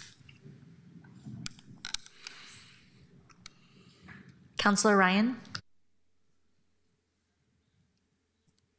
Sorry, I didn't know I had my hand up. Sorry about that. Counselor Dunphy? Thank you. I want to talk to the specific phrase city agency. I think that our city has a really bad tendency, not even say tendency, a historic norm in which we outsource core government functions to nonprofits and other entities. Travel Portland is a city agency in a lot of ways. The Regional Arts and Culture Council was designated as our arts agency. It's not a tightly defined term, and I have a lot of problems with directing to require a process be involved in somebody who's not in our chain of command, who is not in our payroll, and is not under our employ. We have a we have a community and economic development service area, a DCA that has staff, and then separately, the city has a separate government entity known as Prosper Portland. That is not responsive to us other than they receive an enormous chunk of money from us. I don't think that that's an appropriate relationship in general for the city, and I have deep concerns about that. And I can't imagine a situation similarly where we would, for example, need to wait on Travel Portland to send us an analysis of an impact of some document as though that would impact our ability to legislate. I think that we need to rely on our city staff, our city experts. And so I worry about this phrase city agency. I know that is a change because current practices are well reflected in this, but I just want to voice my concern about that. Counselor Pertle-Guinea? Counselor, the reason I specifically added the clause at the end as directed in code or council procedures is because I wouldn't want this to allow another city agency to add in an analysis that we didn't specifically direct. The two analyses currently required are already written down in code. And if we changed where those pointed to in code, or if we took them away, or if we added something in code, this would then still allow us to follow whatever we have in code without needing to update our procedures. I'm comfortable with that. You're right. It is my intention to change that section of code, directing our reliance on Prosper Portland for analysis of legislation. But that is a separate action from this. And in theory, a future council could explicitly direct the Regional Arts and Culture Council to be an advisory body of this body. So that is certainly the right of a city council, and I just want to be very clear where I stand on that. Are we able to look up that code, cite it, or? I have the code written down in documents not in front of me from past work that I did on this. I can try to find it quickly if you'd like. Like I said, I tried to write this to be neutral to what we have and be something that just allows us to put in our rules what our practice is. But if that's helpful for folks, I can try to get my staff to grab it quickly. I don't need to see it right now.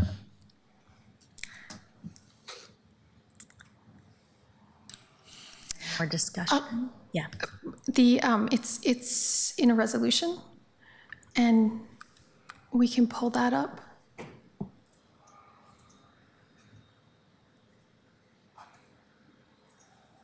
Rebecca, thank you for having that faster than I was going to be able to get it.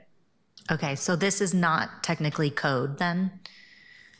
This one is not, which is, I think I had put in there code or rule because I believe. Or council procedures.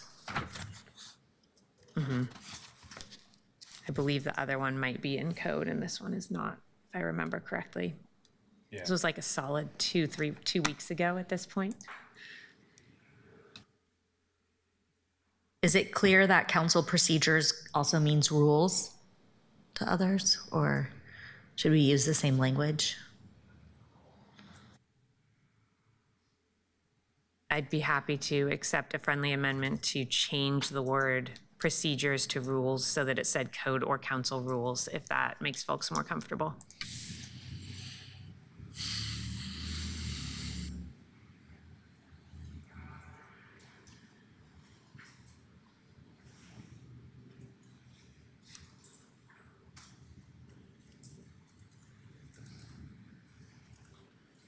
So to clarify, this is meant to put in writing what we've been doing, but that there is an acknowledgement that there are some counselors that want to have a closer look or some clarity around which statements are required, which are optional, and that's something that we could maybe spend some more time looking at some point. And my intent in writing this, knowing that that was a conversation folks wanted to have, was to write it in such a way that if we made changes like that in the future, we would not need to update this language. And if we don't, then this language would still work. Okay, any more, Councilor Ryan? Yeah, I just want to say I appreciate this conversation. I appreciate the transparency that Council President brought to this. And when we come back, put a pin in this, I think comparing some of these agencies, Prosper Portland and Travel Portland, there's a difference. I don't know how to articulate it right at this moment, but I think we might want to have DCA Alavera come and explain that to us when we get further along with this. That's all. All right. I'll be supporting this amendment. Councilor Pertolgini. Chair, were you wanting to change the amendment to say in sub 3, as directed in code or council rules? If you're comfortable with that. Yeah. I am. I want to make sure that Councilor Ryan, as the second on this amendment, is also comfortable with that. Yes, I am. Okay, thank you. Somehow I can edit this. I have no idea. You should take that off my clicker. I'm trying to be careful right now. All right, any further discussion? Rebecca, can you call the roll? Pertolgini. Aye. Ryan. Aye. Clark. Aye. Dunphy. Aye. Koyamaline. I'm voting aye, knowing that this is something we will continue to talk about as we come back and have some clarity on what is required, what is not. And I appreciate that this teases apart the difference between impact statements and impact analyses. I think that's going to be helpful as we're moving forward. I vote aye.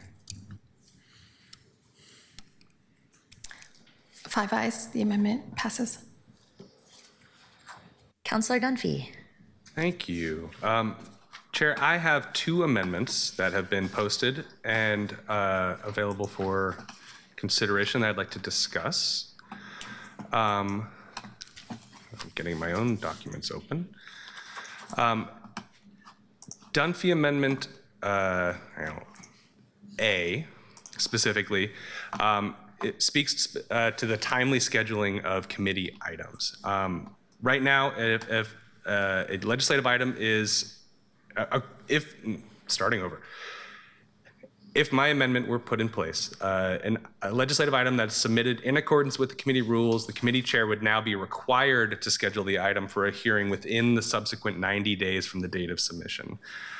This amendment ensures that all properly submitted items receive timely consideration and cannot be indefinitely delayed. It limits the power of the chair, prevents gatekeeping, enhances procedural fairness among councilors, and ensures a reliable timeline for both council and the public. It promotes accountability, encourages legislative responsiveness, and supports more efficient and transparent governance. Specifically, my amendment, as written, would rewrite section under committee agendas, section B, item submission, subsection 2. It would change item B, so we're now committee agenda B to sub B. The chair or co-chairs, new language would read, shall place items that meet the administrative requirements on an agenda in a timely manner not to exceed 3 months.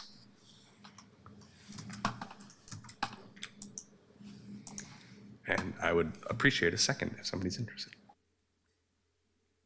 I'll second so that we can discuss.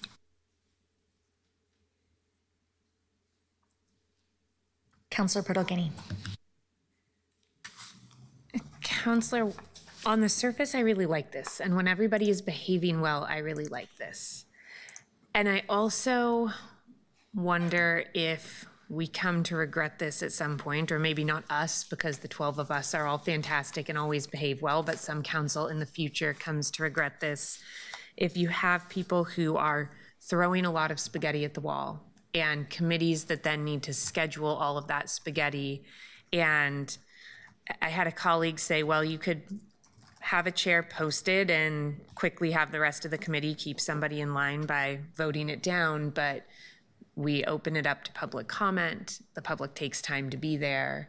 And I wonder if we come to regret it. I do think, as with all things, there needs to be a release valve so that we don't have a chair who is being dictatorial.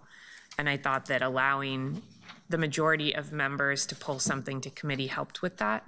But I'd just be curious your thoughts on that risk.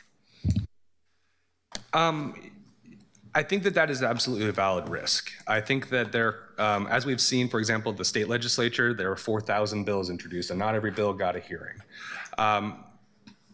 However, as we are talking about creating an intentional and deliberative process that has specific requirements for what must be done in order to get something, I do think there is a collegial obligation to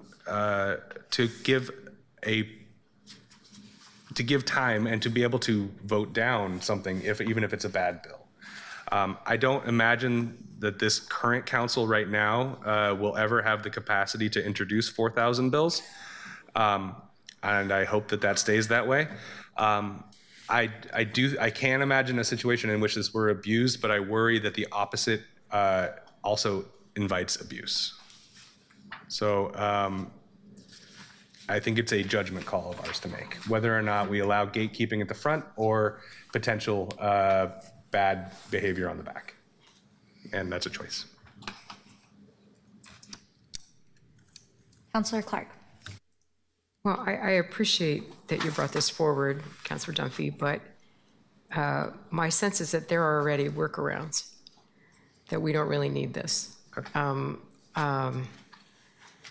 There are other ways to bring it forward. I think we're very creative people, and we can find other pathways without ensuring that the spaghetti gets airtime. So I'm not inclined to support this right now. Maybe we revisit it, but I appreciate you bringing it forward. Oh, I can lower my hand, sorry. When I first read this, I thought that having the ability to have any 4 councilors bring something to the full council is an important lever. Was thinking maybe we could have something like that. Any 4 councilors could vote to get something on a committee agenda. But as I've been tossing it around in my mind, then realizing then that is giving other councilors some control over a certain committee's agenda. I think at the end of the day, I kind of thought, okay, if you have like one person that keeps putting something weird or annoying on the agenda, that would be the concern. And I think I got to the place where I think that would kind of self-regulate, and then the committee could just deal with it quickly and vote it down. So I think I went from not being sure to I could be okay with this. And I like the intention of thinking about ways to make sure that voices are heard and things are brought forth. That's where my thinking has gone. Yeah, and I would say just similarly, the 4 councilors can pull anything from any committee and have it heard by the whole committee. The whole council is also an opportunity for abuse. It's a bigger bar, certainly, than an individual councilor filing over and over again. I see the argument, absolutely, that there are other ways to pick something up that is dying. I think that this creates some expectation on the part of chairs to have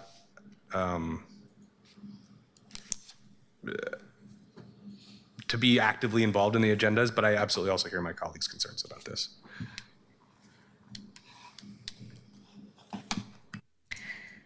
Counselor Pertolgini. I want to make sure we don't have dictatorial chairs, and I like you trying to approach that. This morning, I had a conversation with the DCAs where I said to them, please file things as soon as they're ready, so that counselors have enough time to sit with them, even if you don't need us to put it on an agenda in a committee for a couple of months. Get it in the queue so we know that it's coming. And I think that that might create a conflict with the scheduling requirement here. That's fair. And I don't know that I can come up with a solution on the spot. But I just want to say out loud that if folks are worried about dictatorial chairs and we want to move forward today, and we move forward with the original language, I am committed to working with you to figure out something that might still allow us to move toward a culture of filing things as soon as we're ready so that folks can have more time to sit with them, even if we don't expect them to be scheduled for a little while, and making sure that we don't have chairs who are blocking people from moving policies with support forward. Sure.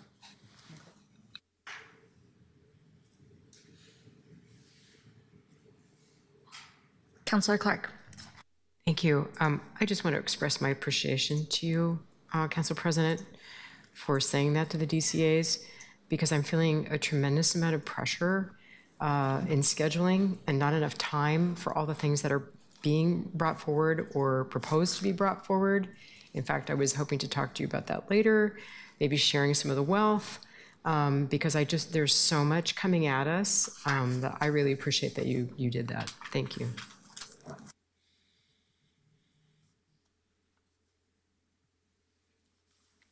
Any further discussion?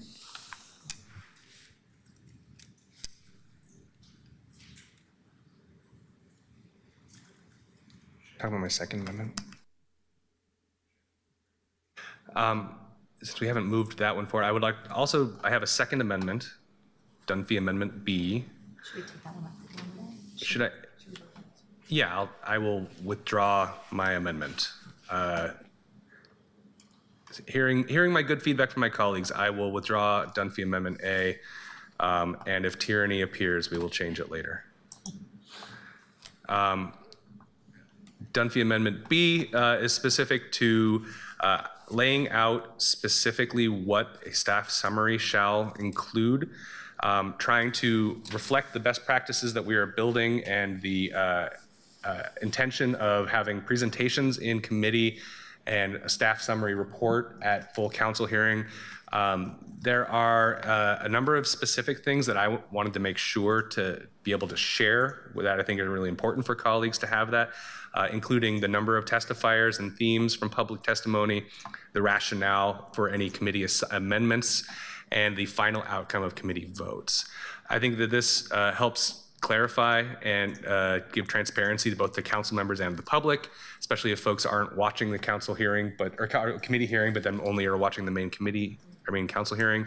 It allows for easier understanding of our decision-making process and enhances public trust by documenting how testimony and debate are shaped in the final outcomes. And I would ask, for the purposes of the debate, for a second. Second.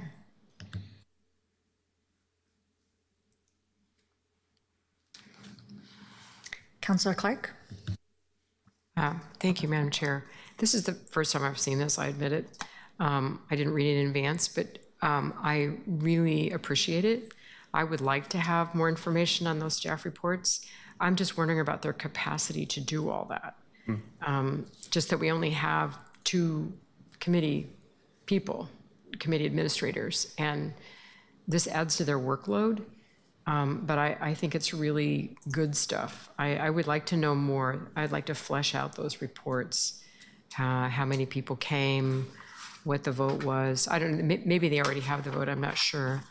But it's going to require a little more time on the part of those staff. I don't know, did you run this by Council Ops at all? Or ask them about it? Councilor Duffy? No, I have not. Okay. That's just, but I like it. I'm just concerned about the workload. That is a fair point. Counselor Pertolgini.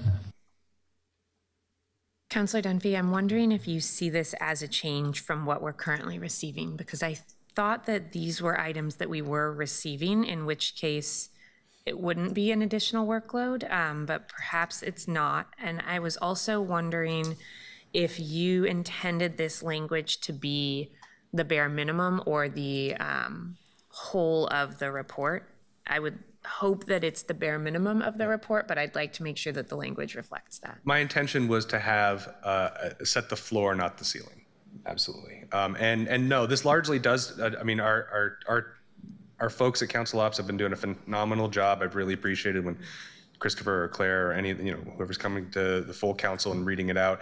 I think to just putting a few bookends around it, making sure that if there's going to be a staff summary, it does include these things, which so far it largely has, as far as I can remember.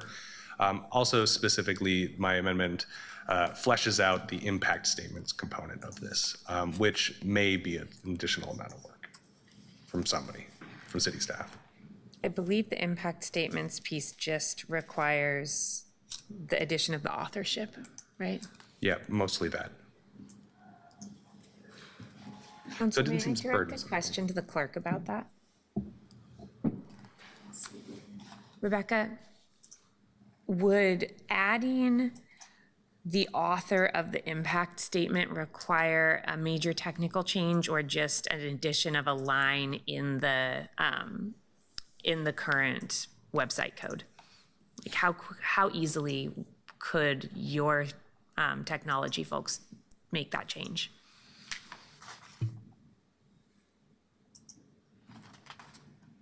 We're looking at B1C. It does need a technical change that could take a few weeks, but it could be readily done. Okay, thank you.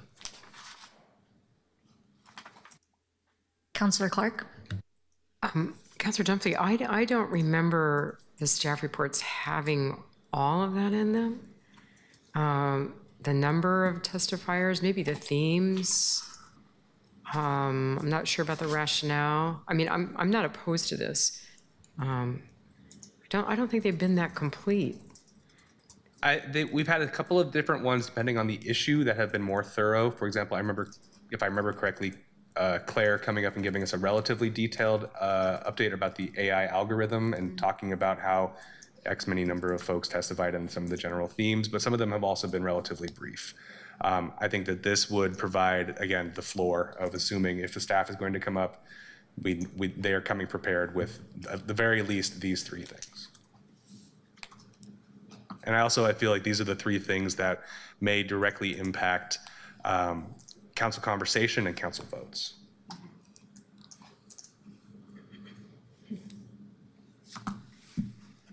Counselor Pertolini?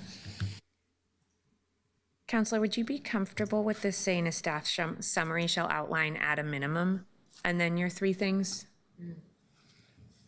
Yeah, absolutely. I would accept that as a friendly amendment. I don't know who your seconder was, but. Yeah, that's great. And colleagues, we've been approved to go over about 15 minutes, if that is okay with all of you. Counselor Vice Chair Ryan, I texted you. I don't know if you saw it. Because I also have a few amendments from the clerks, very small things that I'm hoping we can run through also. Is that okay with everyone?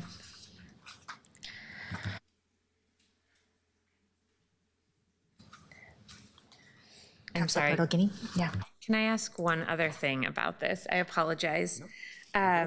In B1A2, rationale for any amendments made by the committee, I am remembering that in the conversations I had with the council clerks with council operations, when they started doing the staff summaries, that they asked that everything in that staff summary be very neutral, that they not be required to make judgment calls.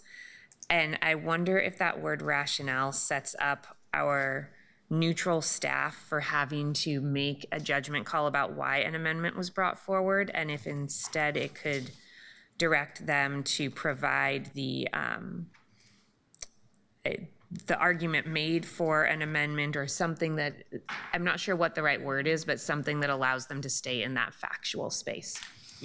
I assume that if this is coming forward at this point, if it's coming out of a staff report, that means that it's been approved by the committee, and therefore it is the new text by which we are asking the question. And for me, the word rationale specifically just sort of meant like what was the reason why this was brought forward. And I think that if it is, we're not talking about amendments that were not brought or were defeated or necessarily responding to something that was there before, but I think that I feel like rationale is a relatively neutral word, but I'm open to suggestions if folks have ideas. What about background? Or I worry the background gets into the same trap. That if they're explaining the debate that happened over policy, that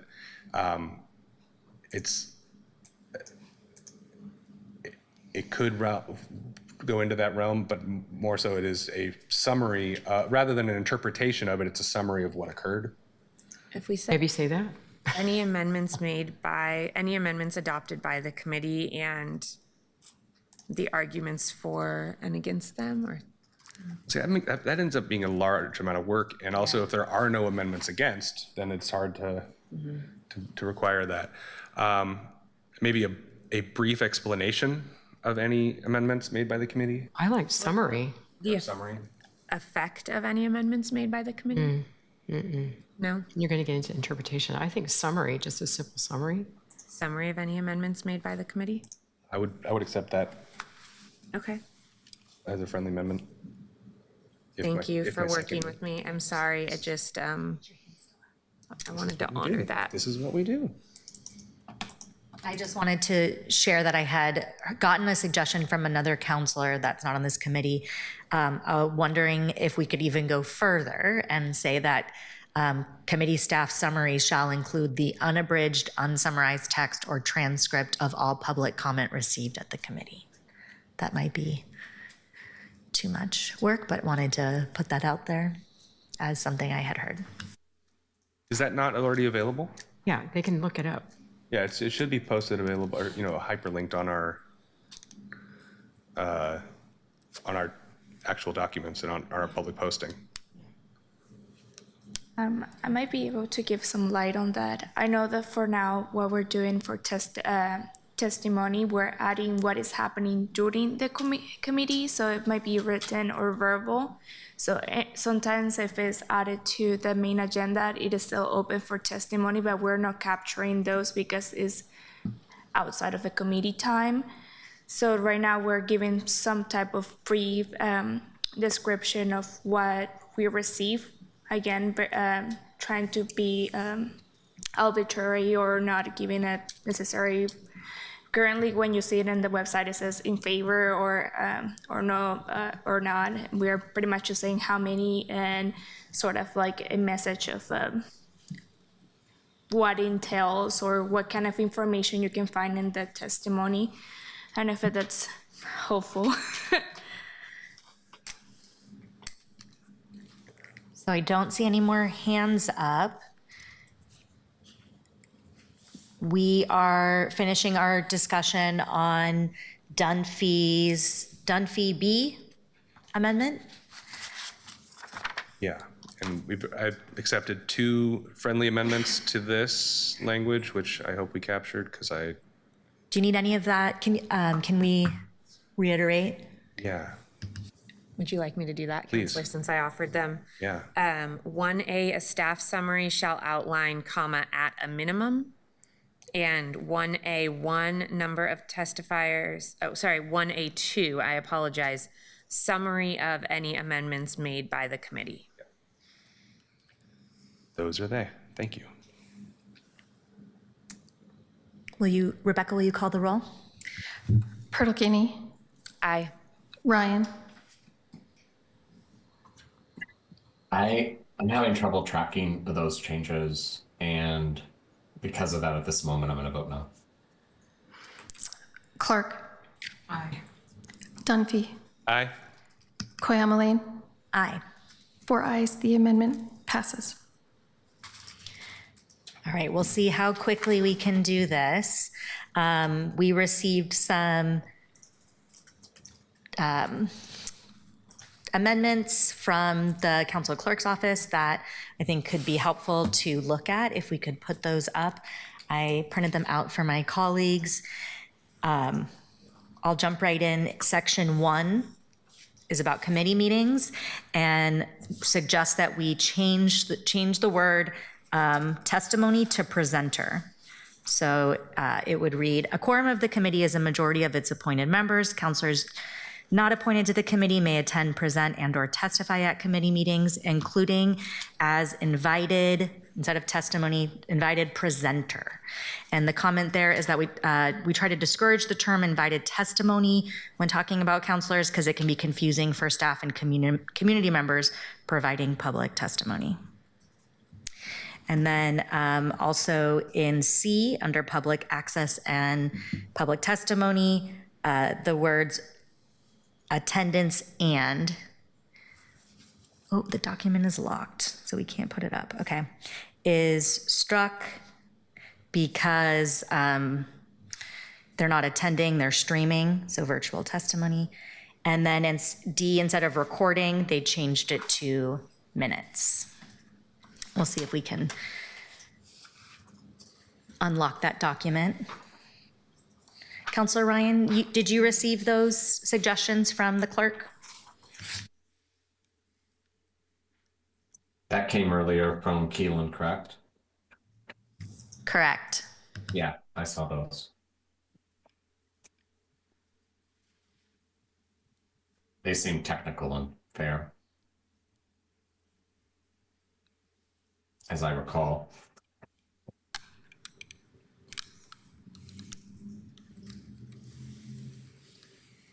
Counselor Purtle-Guinea. I move that we adopt the 3 amendments that you just went over as proposed by our clerk to ensure that we are consistent throughout our rules. Second. Can you call the roll? Is there additional discussion? We're good. Okay. Purtle-Guinea, Aye. Ryan, Aye. Clark, Aye. Dunphy, Aye. Koyamaline. Aye. 5 ayes, the amendment passes.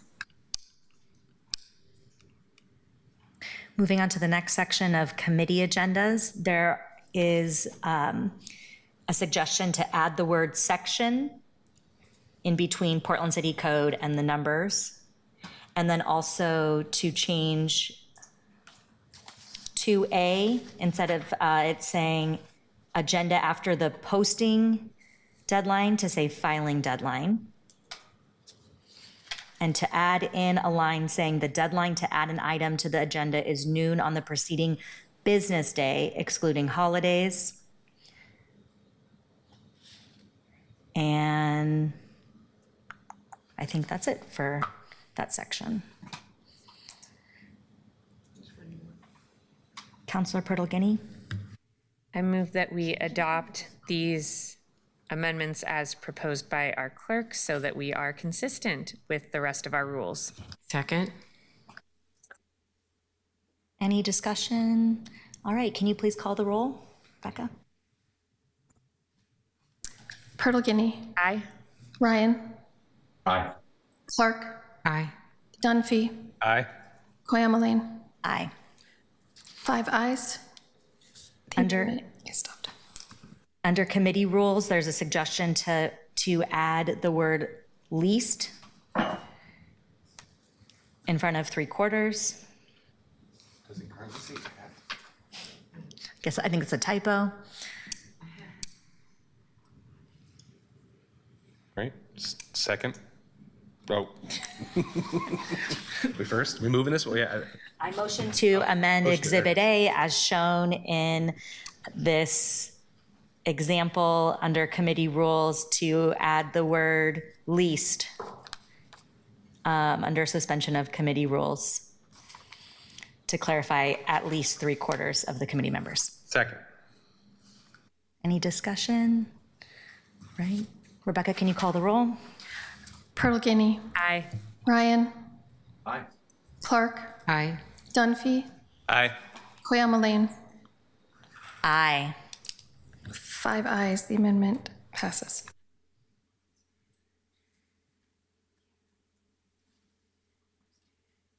All right. And in the last section, I make a motion to amend Exhibit A as shown in this document under committee actions. A4, so it shall read, all motions require a second, and to insert for consideration per Portland City Code, and then to insert the word section before 3.02.040, and then to add parentheses around D and 1. Second. Remove parentheses, yeah.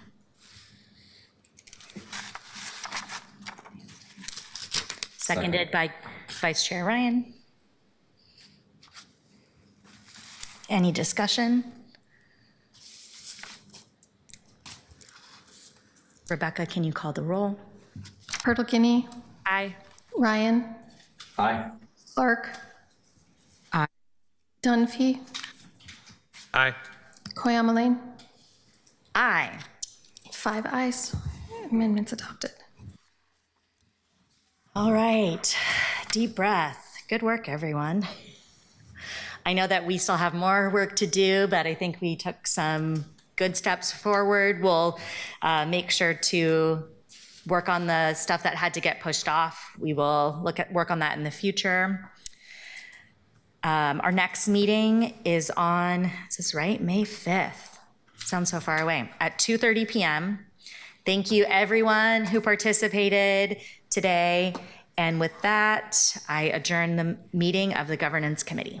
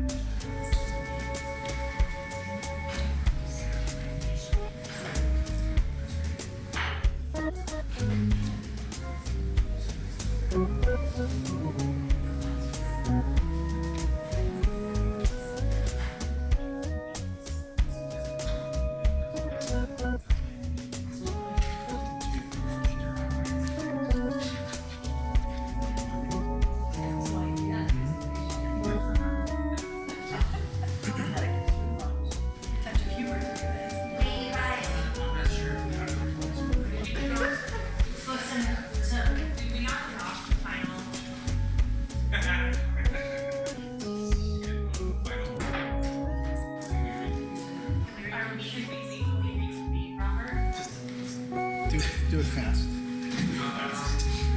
Let me make sure all the signals stop.